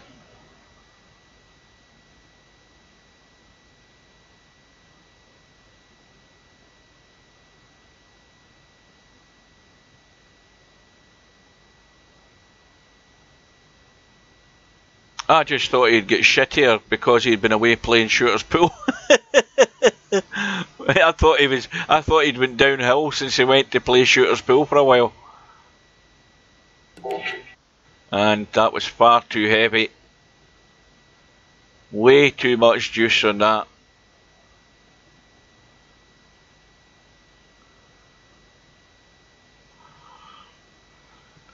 Anyway, I don't care. He's probably somebody else with 2 accounts. That's probably all it is.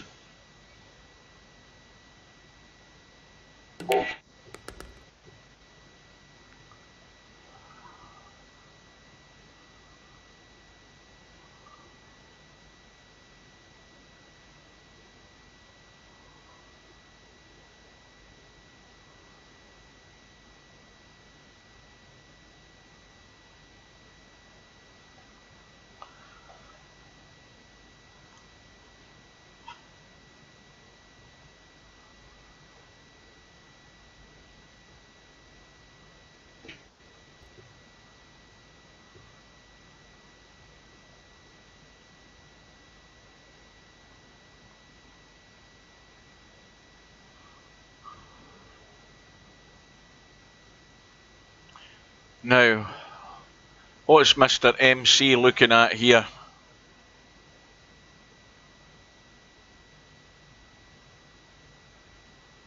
What is he looking to do here?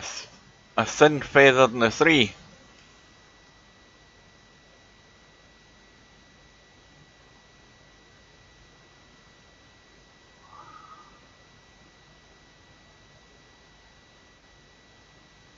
Well, he's got that all wrong.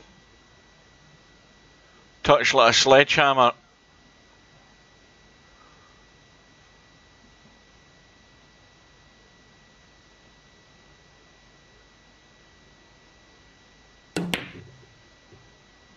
And likewise for Skybitter having to Put a lot of power into the cue ball to get it back for the 4. Did well to get there. Now, well, this is not that difficult to kick in.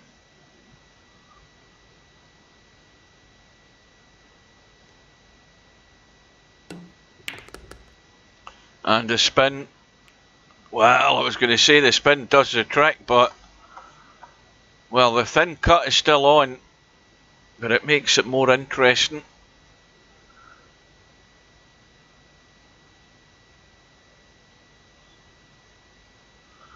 Yep, you can't change the laws of physics. And if that's what Scotty says, then that's the same as it is in every billiard game.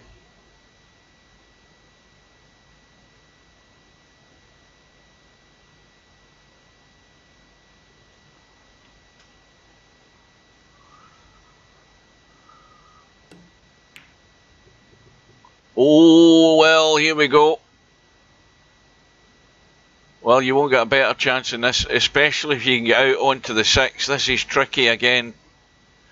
Awkward that it's in the pocket. And this cue ball could end up anywhere. But if it keeps going that direction, at least he'll have the cut. He's got to drag this in. He's got to be... This, in fact, it might even be too thin to do that comfortably. Yeah, he's letting it run and he's checked it. Inside... left English, checked that off the bottom rail, and that kills it. And he should be home and dry here.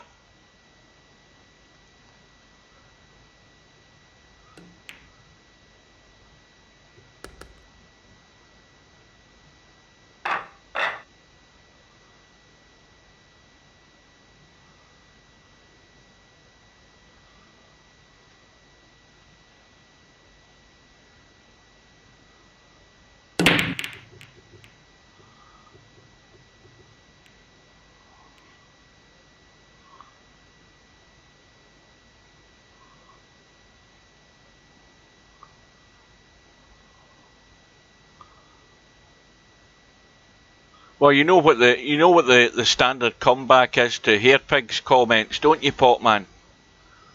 You know what the standard comeback is to that one. Well, the comeback is, well, if you know all of that about the physics, then why is so crap?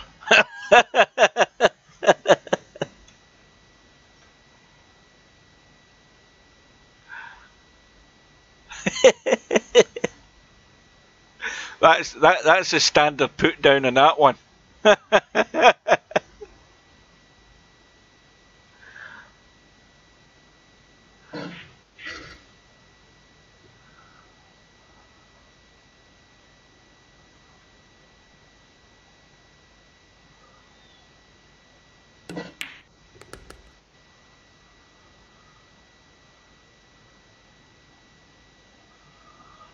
And 12-foot arms.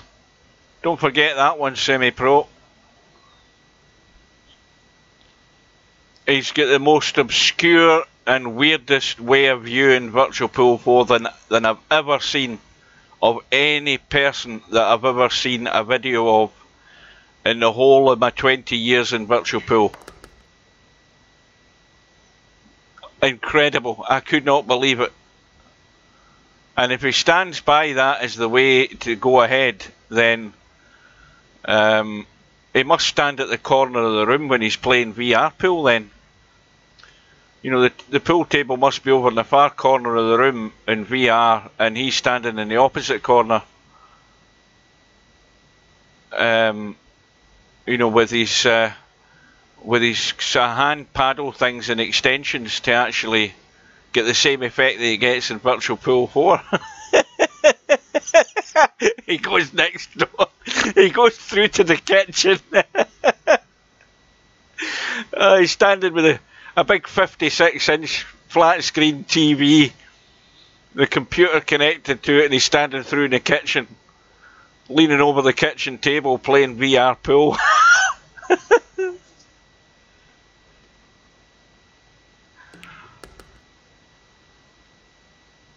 You certainly like to see the layout of the balls, I'll grant you that.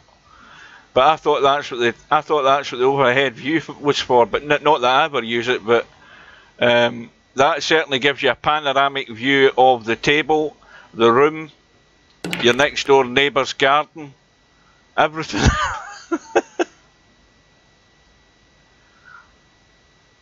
Well, as far back as you can go, you can't go any further. I mean, this is how far back we're talking about, and I ain't exaggerating.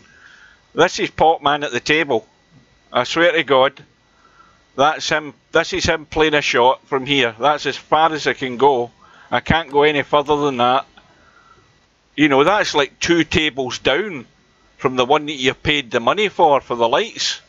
He's 2 tables down, annoying the other guys that are trying to get a game going. Anyway, he swears blind it works for him. Well, McClarky, or MC-Clarky as he likes to be known. A testy one, but it looks like a roll in the middle.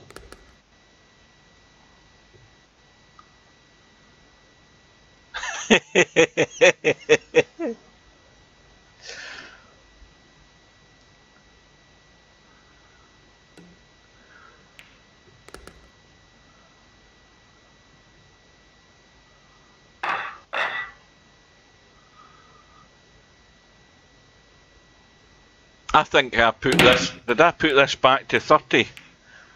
Let me have a look. Usually I do when I'm streaming, but I think I changed it the other day there. See, I put it to 30, I'll put it to 40. And then goes, that's as far back as I can go. Like that.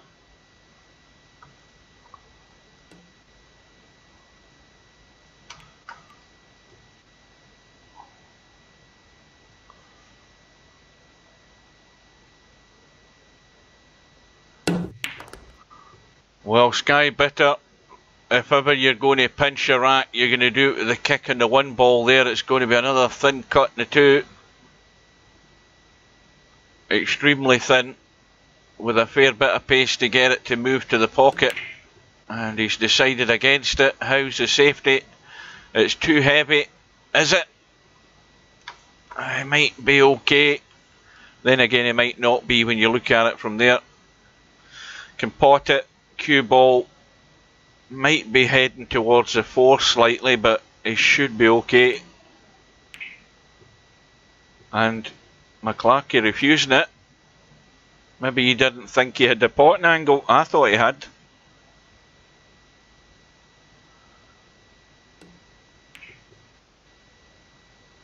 And Skybitter, once again, he's found the gap. If it had only rolled another couple of inches, he would have been okay. But MC-Clarky can see the 2.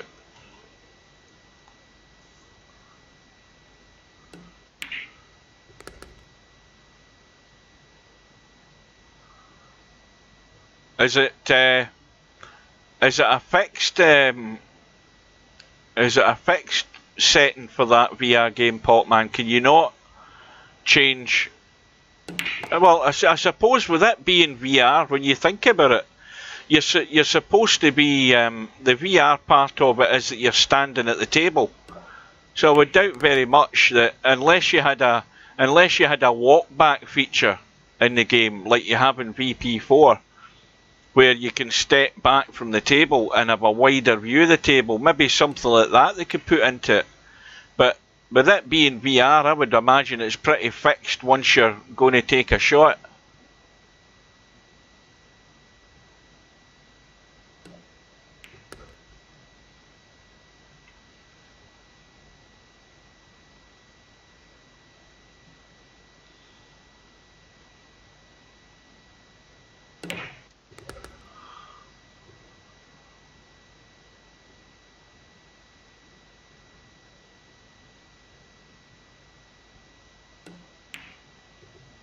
Oh, Skybitter's done it again.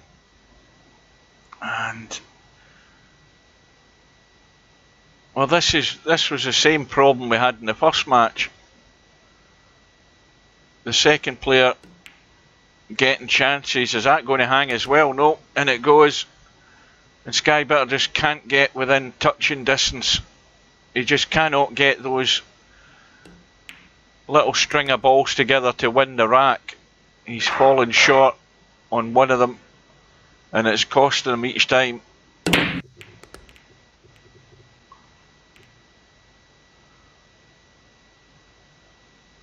Well, he said as much as that in the chat, so he did. There you go. I'm nervous I can't give my real game. I don't know what there is to be nervous about, it's only a bloody game of pool.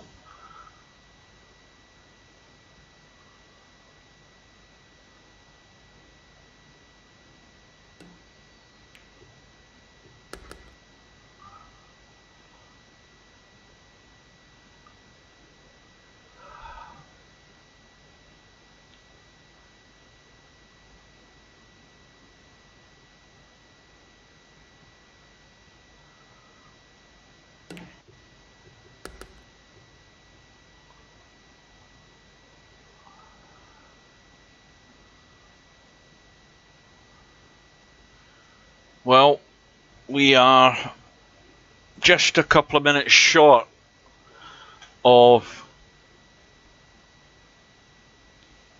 the start of the Tornado Tam stub match at 7 PM.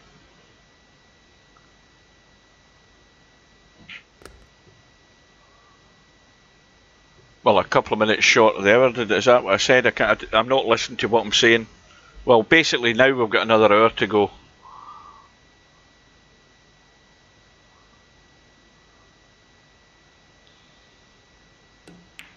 Was it you that showed me that video, Popman? I think I saw it.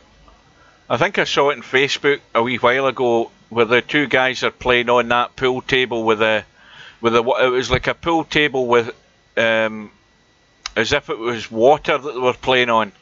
You know, when you hit a ball, the water splashed and everything. Like instead of a cloth. That looked really cool.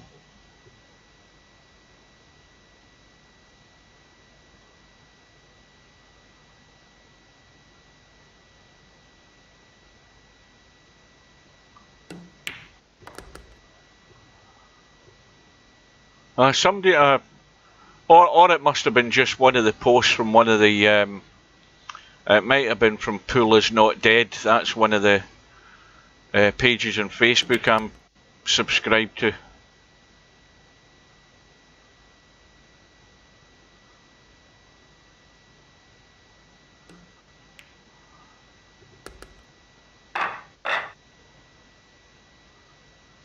A protractor. I mean it's protractor. Semi-pro, for goodness sake, what sort of education did you have? What's a protractor? Is that an Irish piece of Irish farming machinery? A protractor. Have a go on the protractor.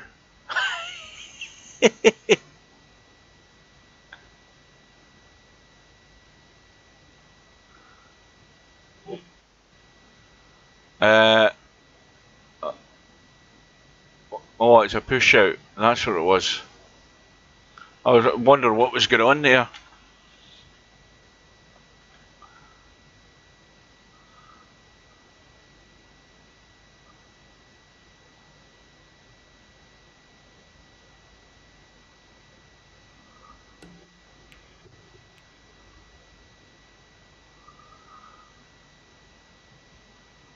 It's probably the stubbish beginning to take over.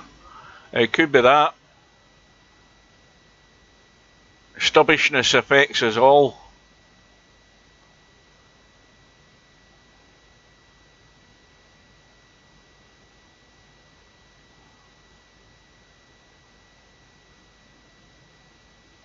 So, where have we got to? Well,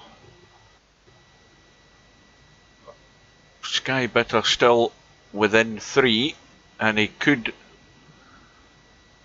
try and get cute here and hide the cue ball, which is exactly what he's tried. Oh,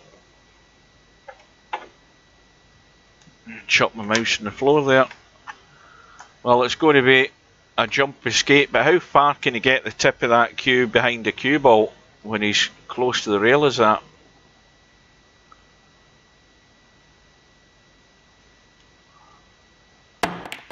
Well, that far enough to play the jump shot. Good shot.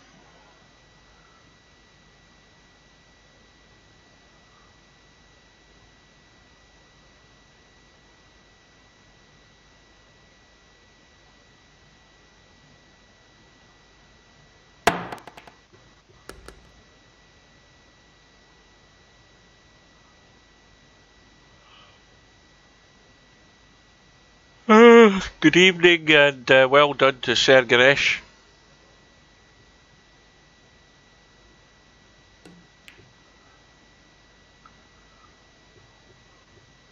And the Clarky's hung the 3 ball. It's going to be the jump escape.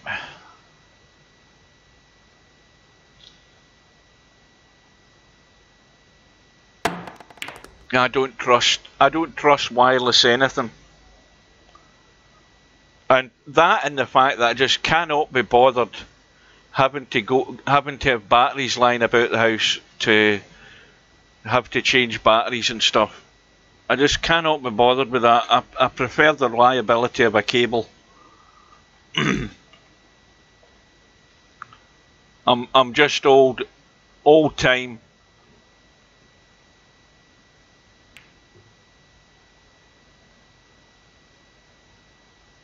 I mean, even when I'll tell you how sad I am. The Friday night tourneys starting in an hour's time because the clock's changed. So in about 55 minutes it's going to go ahead, and it's probably almost full sign-ups at the moment.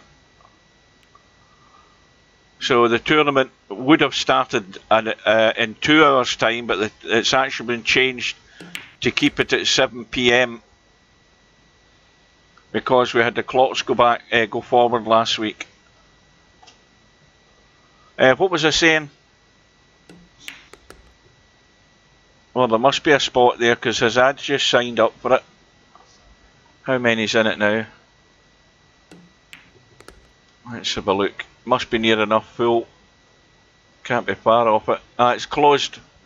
No open seat, so the Friday night 9 ball's full again, a full hour before it starts, as it has been for pretty much the last 3 or 4 weeks, which has been very good.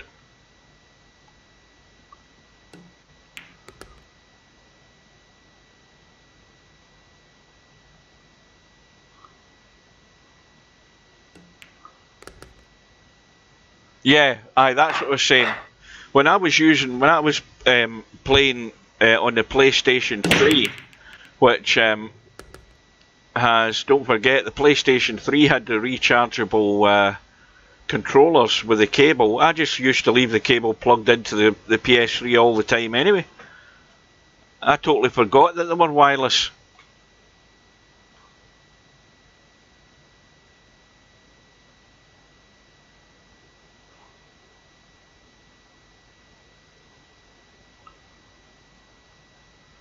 Popman, before you give your seat up, find out if anybody wants to get into the tournament and sell it to them. Sell it to them for $200 V. Take them into a room, set one rack, let them, and set it as a wager match for $200 V or whatever it is for the tournament, and make sure you come out with a profit. And they lose the rack, you get their V, and they can play in the tournament.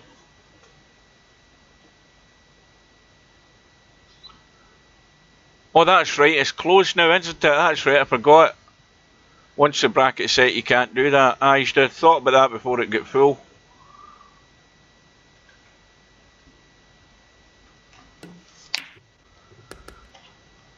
And with all of that going on, because the bracket is actually up and running. It's just the fact the tournament doesn't start till 7. But you can see who you're playing. Well, Skybitter's got it back to within 2.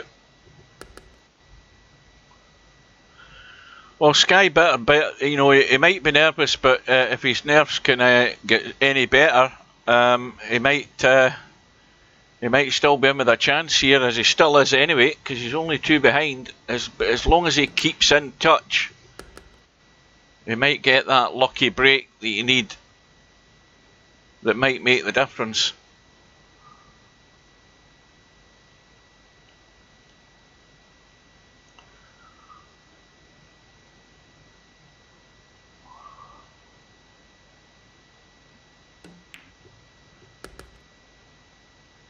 Well, the big test is coming up now for McClarky.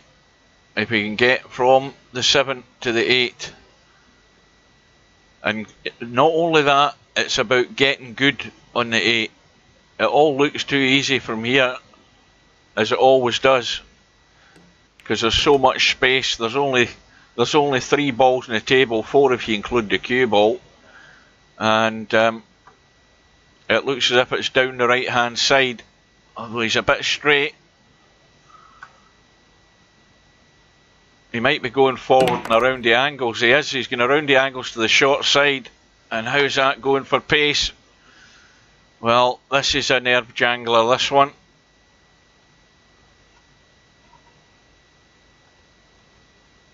Skybitter better get ready to pounce, because where this cue ball's going is going to be none too easy for the 9. And he's trying to hold it, but it's going to be one of these bedhead cuts.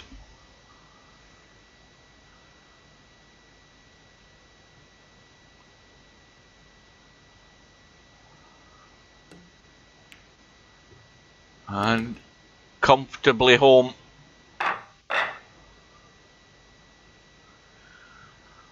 And so MC-Clarky is back to 3 in front with a 3 ball and a break.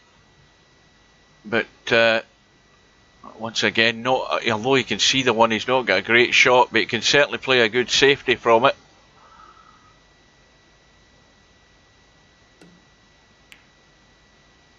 He's going all out for the pot. Good shot, that.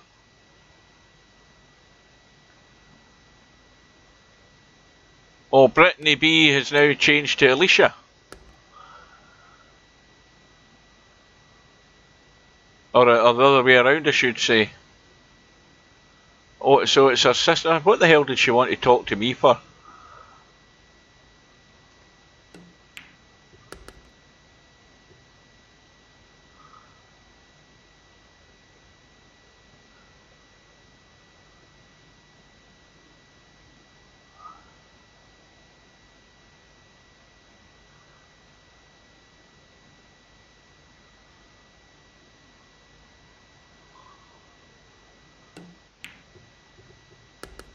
That's another good shot. Well, it's a good pot, but he's going to run on the top side of this 6 ball.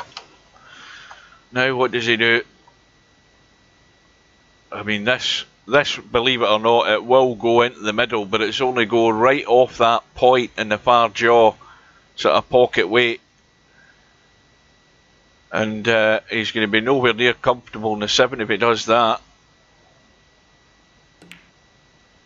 And he's played it well again. Now, got to dig into this, because if he goes forward, he can brush off the 9 and follow the 7 in.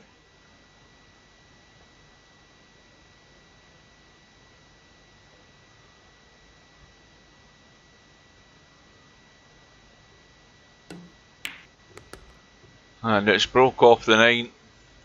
Well, probably couldn't have broke out any better than where he's ended up in the 8, although he's a bit straight, and a drawback is going to be a bit testy. But he's doing the right thing, playing a sensible shot, leaving that cut, not risking any drawback any further than he did.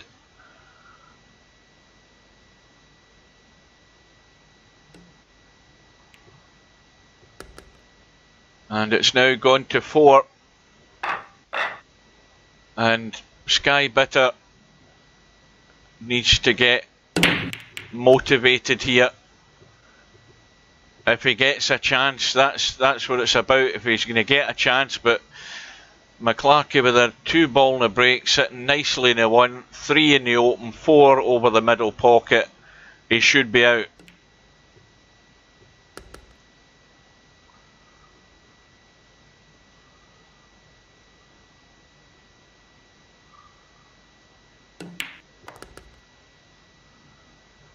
And McClarky's coming on strong at the right time.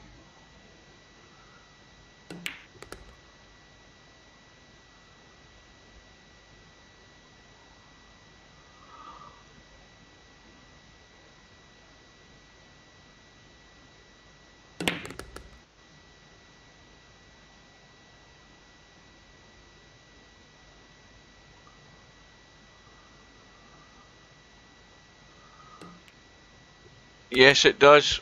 Yeah, the first tournament was still at the old time, but the clocks have gone forward. So the first tournament's been taken down, and it's been reset for 7 PM, or 7 PM British summertime, that is. It was set for 7 PM GMT, but with the clocks going forward, it obviously means that the tournament will be starting an hour later, had it not been changed.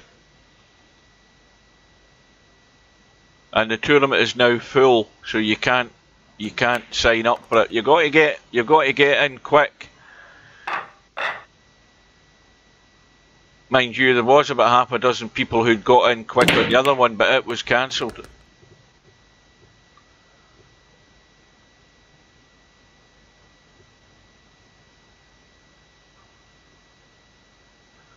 So it's now a reasonably comfortable lead at the moment. The lead is 5, it's 13-8. And I think the other thing to be aware of is at the end of this, and if McClarky can keep up this better standard that he seems to have found in the last few racks, he'll certainly get himself onto that top 10 leaderboard in the racks run.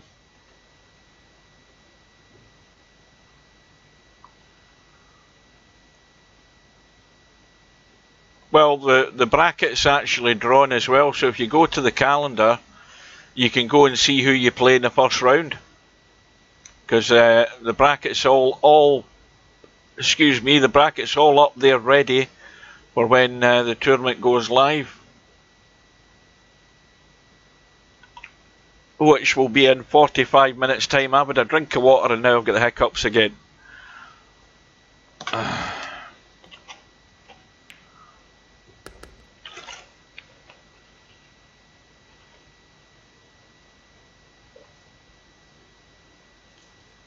Don't start any of that stuff, Pot Man. There'll be a steward's inquiry.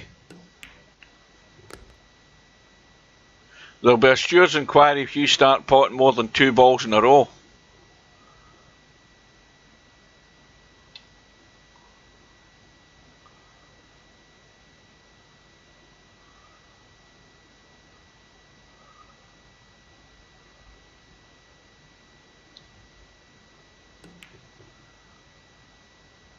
Again, McClarky's doing the right thing, making it awkward for Skybitter, especially with just the 4 balls left in the table. Got an easy jump to hit it. That's not the problem though.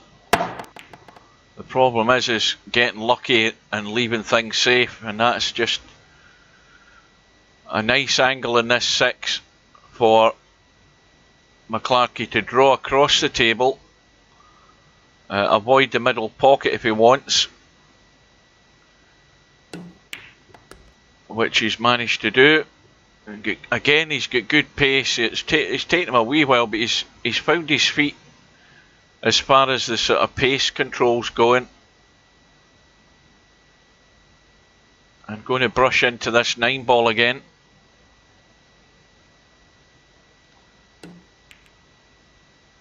And again, killed the pace stone dead to hold the line for the 8 ball. Now he can stun this in and draw across to the right hand side. and he hasn't got into it.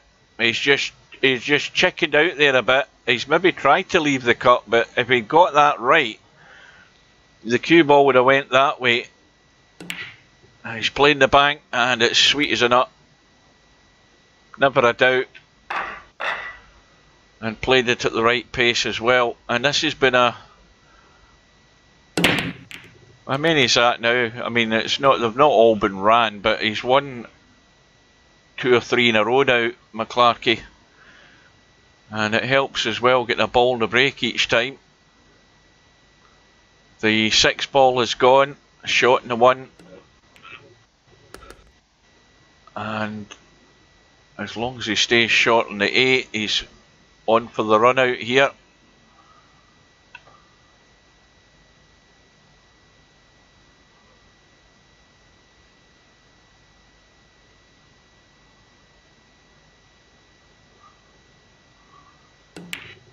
Oh, again that spin, getting the cue ball moving, has forced a mistake.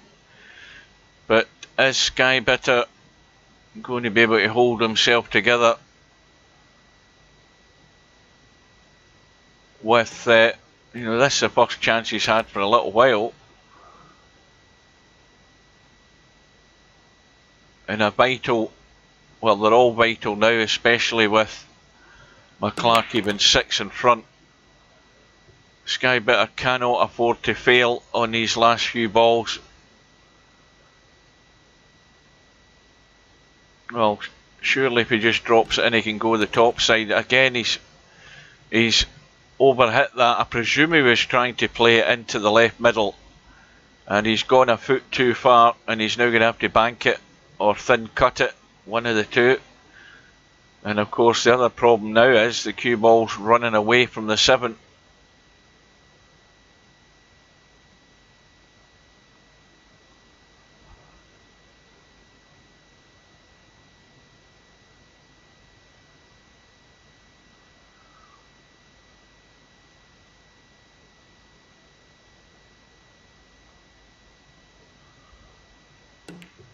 Going all out for the cut, cue ball running, but he's got away with it. Well, I think he's going to have to leave the long 8 here. I don't think he should be trying anything ambitious, just roll the 7 in.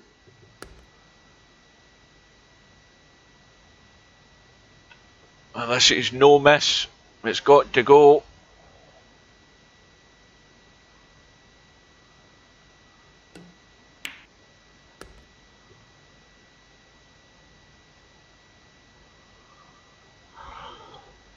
No, this is a time, if you get this 9 in, that you're hoping something will turn for you. A ball in the break and an easy shot to get started. Well, he's got the first part, he's got 2 balls in the break, and he may well have a blast at the 1-9 combo. It's nowhere near set, but why not have a go? Or he could just run through and lock the cue ball up on the 9. He should be able to do that. I think he's looking at the line though to make the combo, but he could easily push through that 1 ball and lock the cue ball on the 9.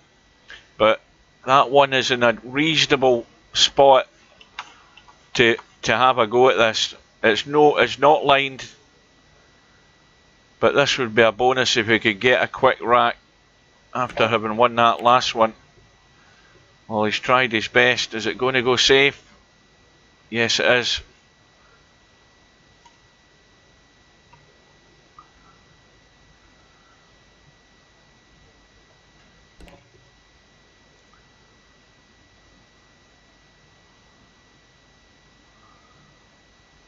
And now Skybitter can try and hide behind the 9 and 4.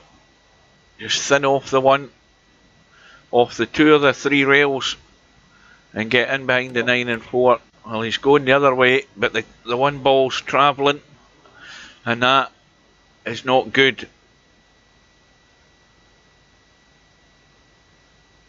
That's given McClarky a free go.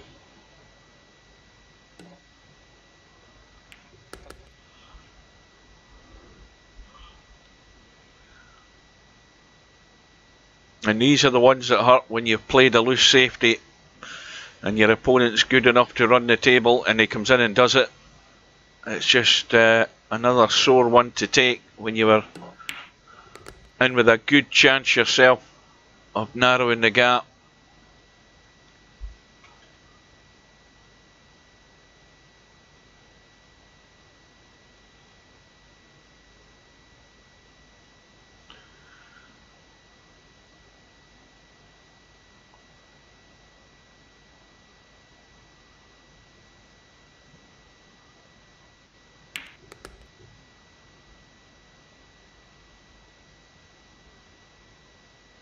Well, it's another pot at distance, and he's got to watch that he doesn't go into the corner and go near that 8 ball. I think he should be fine if he just pots it. Yep. As long as he didn't start blasting at anything, he'd be fine. Well, he could have done with a bit straighter in this one. He's probably going to have to go across the table twice here, just to make sure he gets a good line on that 9.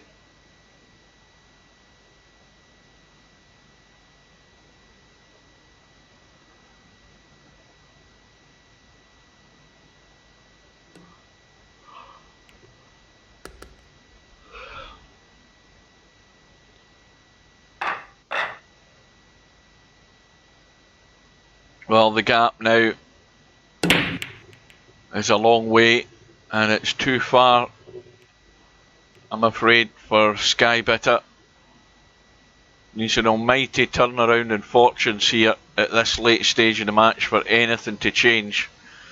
It looks like it's only a matter of time, and each time that Skybitter has a chance, there's all the more pressure on him. So if he has been feeling nervous, I'm sure the nerves are properly jangling now, and that's him ran out of shape immediately on the 2. He's going all out, got the bank, and has to follow it through.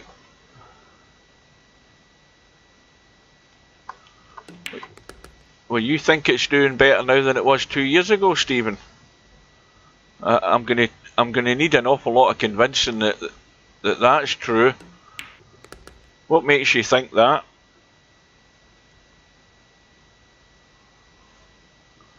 Maybe I'm just being negative, but I'm sure there's other people might agree with me.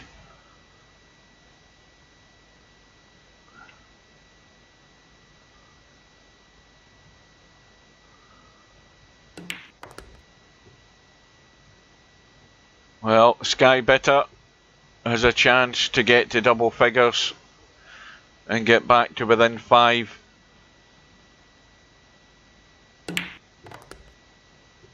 That's going to go too far, and again the pace control is letting Skybitter down big time. I mean, there's no way, if you've got your mouse dialed in, that you're ever playing a shot so far out of pace as that. That was a gilt edge opportunity, and it's pretty much thrown away unless you can dig out a bank and get the cue ball spinning around the table here. But this is clutching at straws to stay at the table, this. And it's not going to be there. And that's how easy it is to get yourself from a guaranteed rack to giving it away.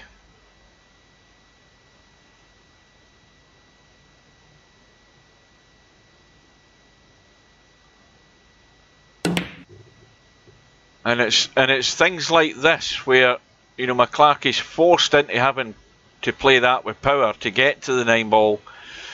And we know what these pockets are like. It's things like that that Skybitter is relying on, and he's not going to get too many, but he's got one here to stay alive in this rack. And once again, too much pace in the cue ball lets the spin go forward and kill the pace on it. And the bank's not going to be there either, because he never set himself up for it. Far too quick.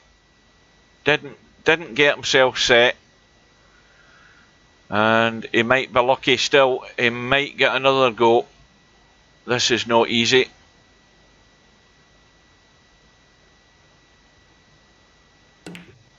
Well, he's certainly not now, because that 9's gone in.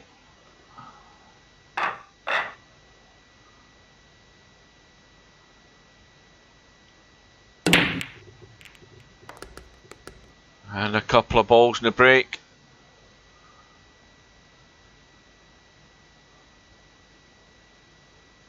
Well, he's got the pot in the 1, and if he plays it gentle enough, he won't have any problem getting in the 2.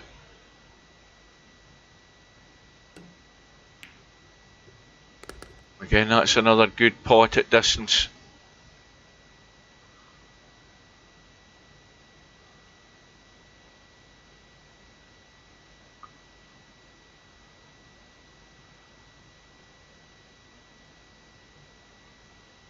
Well, are we talking about the shot where he had the top spin in the cue ball? You know, the pace. You have to have the pace at a certain level. Where I'm talking about Virtual Pool 4 and how it works, and how Virtual Pool 4 works. If you have too much pace on it, that forward momentum, that spin. The spin kicks in again once it hits the rail, and it goes forward, so it stops the pace, that cue ball coming back up the table.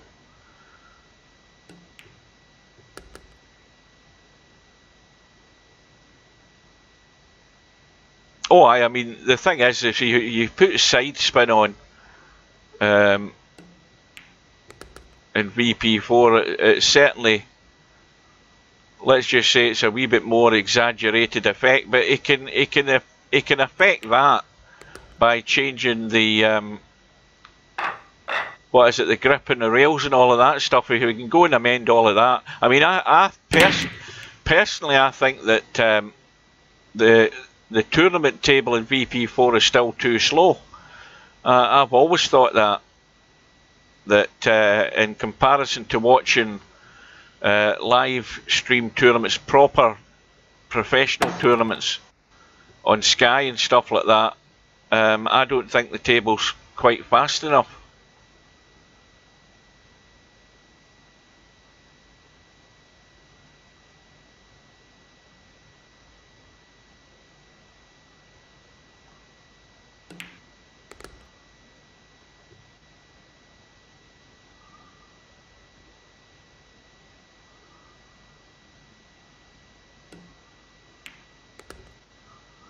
$17.9.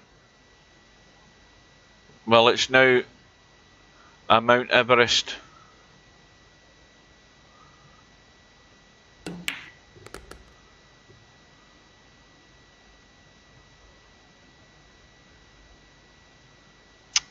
Well, if you ever played, if any of you guys ever played VP3, you would notice a marked difference in the effects in between those two, because in VP3 the spin was incredible.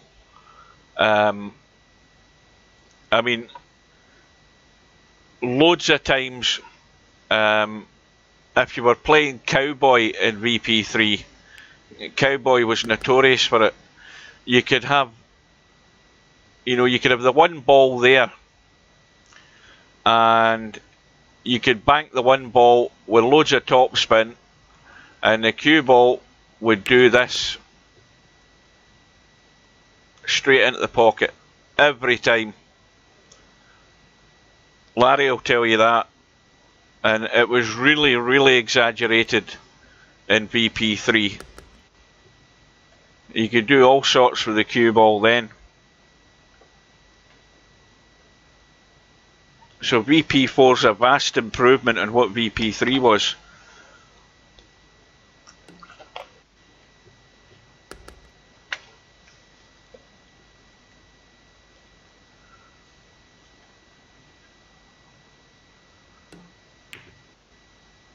Well, McClarky comfortably on the hill.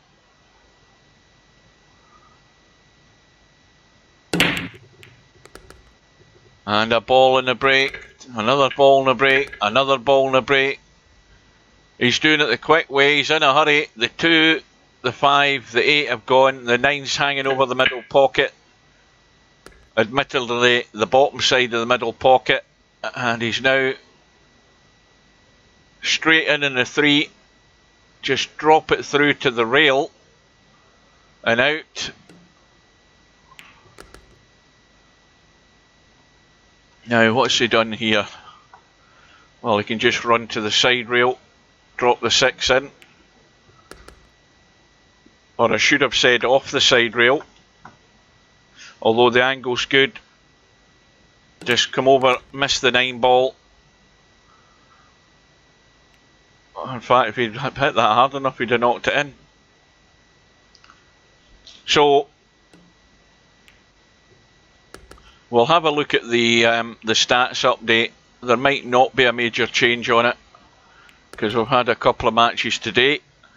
But McClarky, in the end, was too good for skybitter and wins comfortably by 19 racks to 9. So let's have a look at the bracket. In fact, we'll go to the stat page first. And we'll go to what the hell am I going to? Hi, the racks run. Let's look at this top 10. And number 1 is still Larry. Second, in fact, tied in second, we have got Sergeresh, Mr. Fox, Stubb. Again, Sergeresh and Stubb have only played 1 match, as has Larry. Mr. Fox is there after 2 matches. Tommy Yu, Marvin.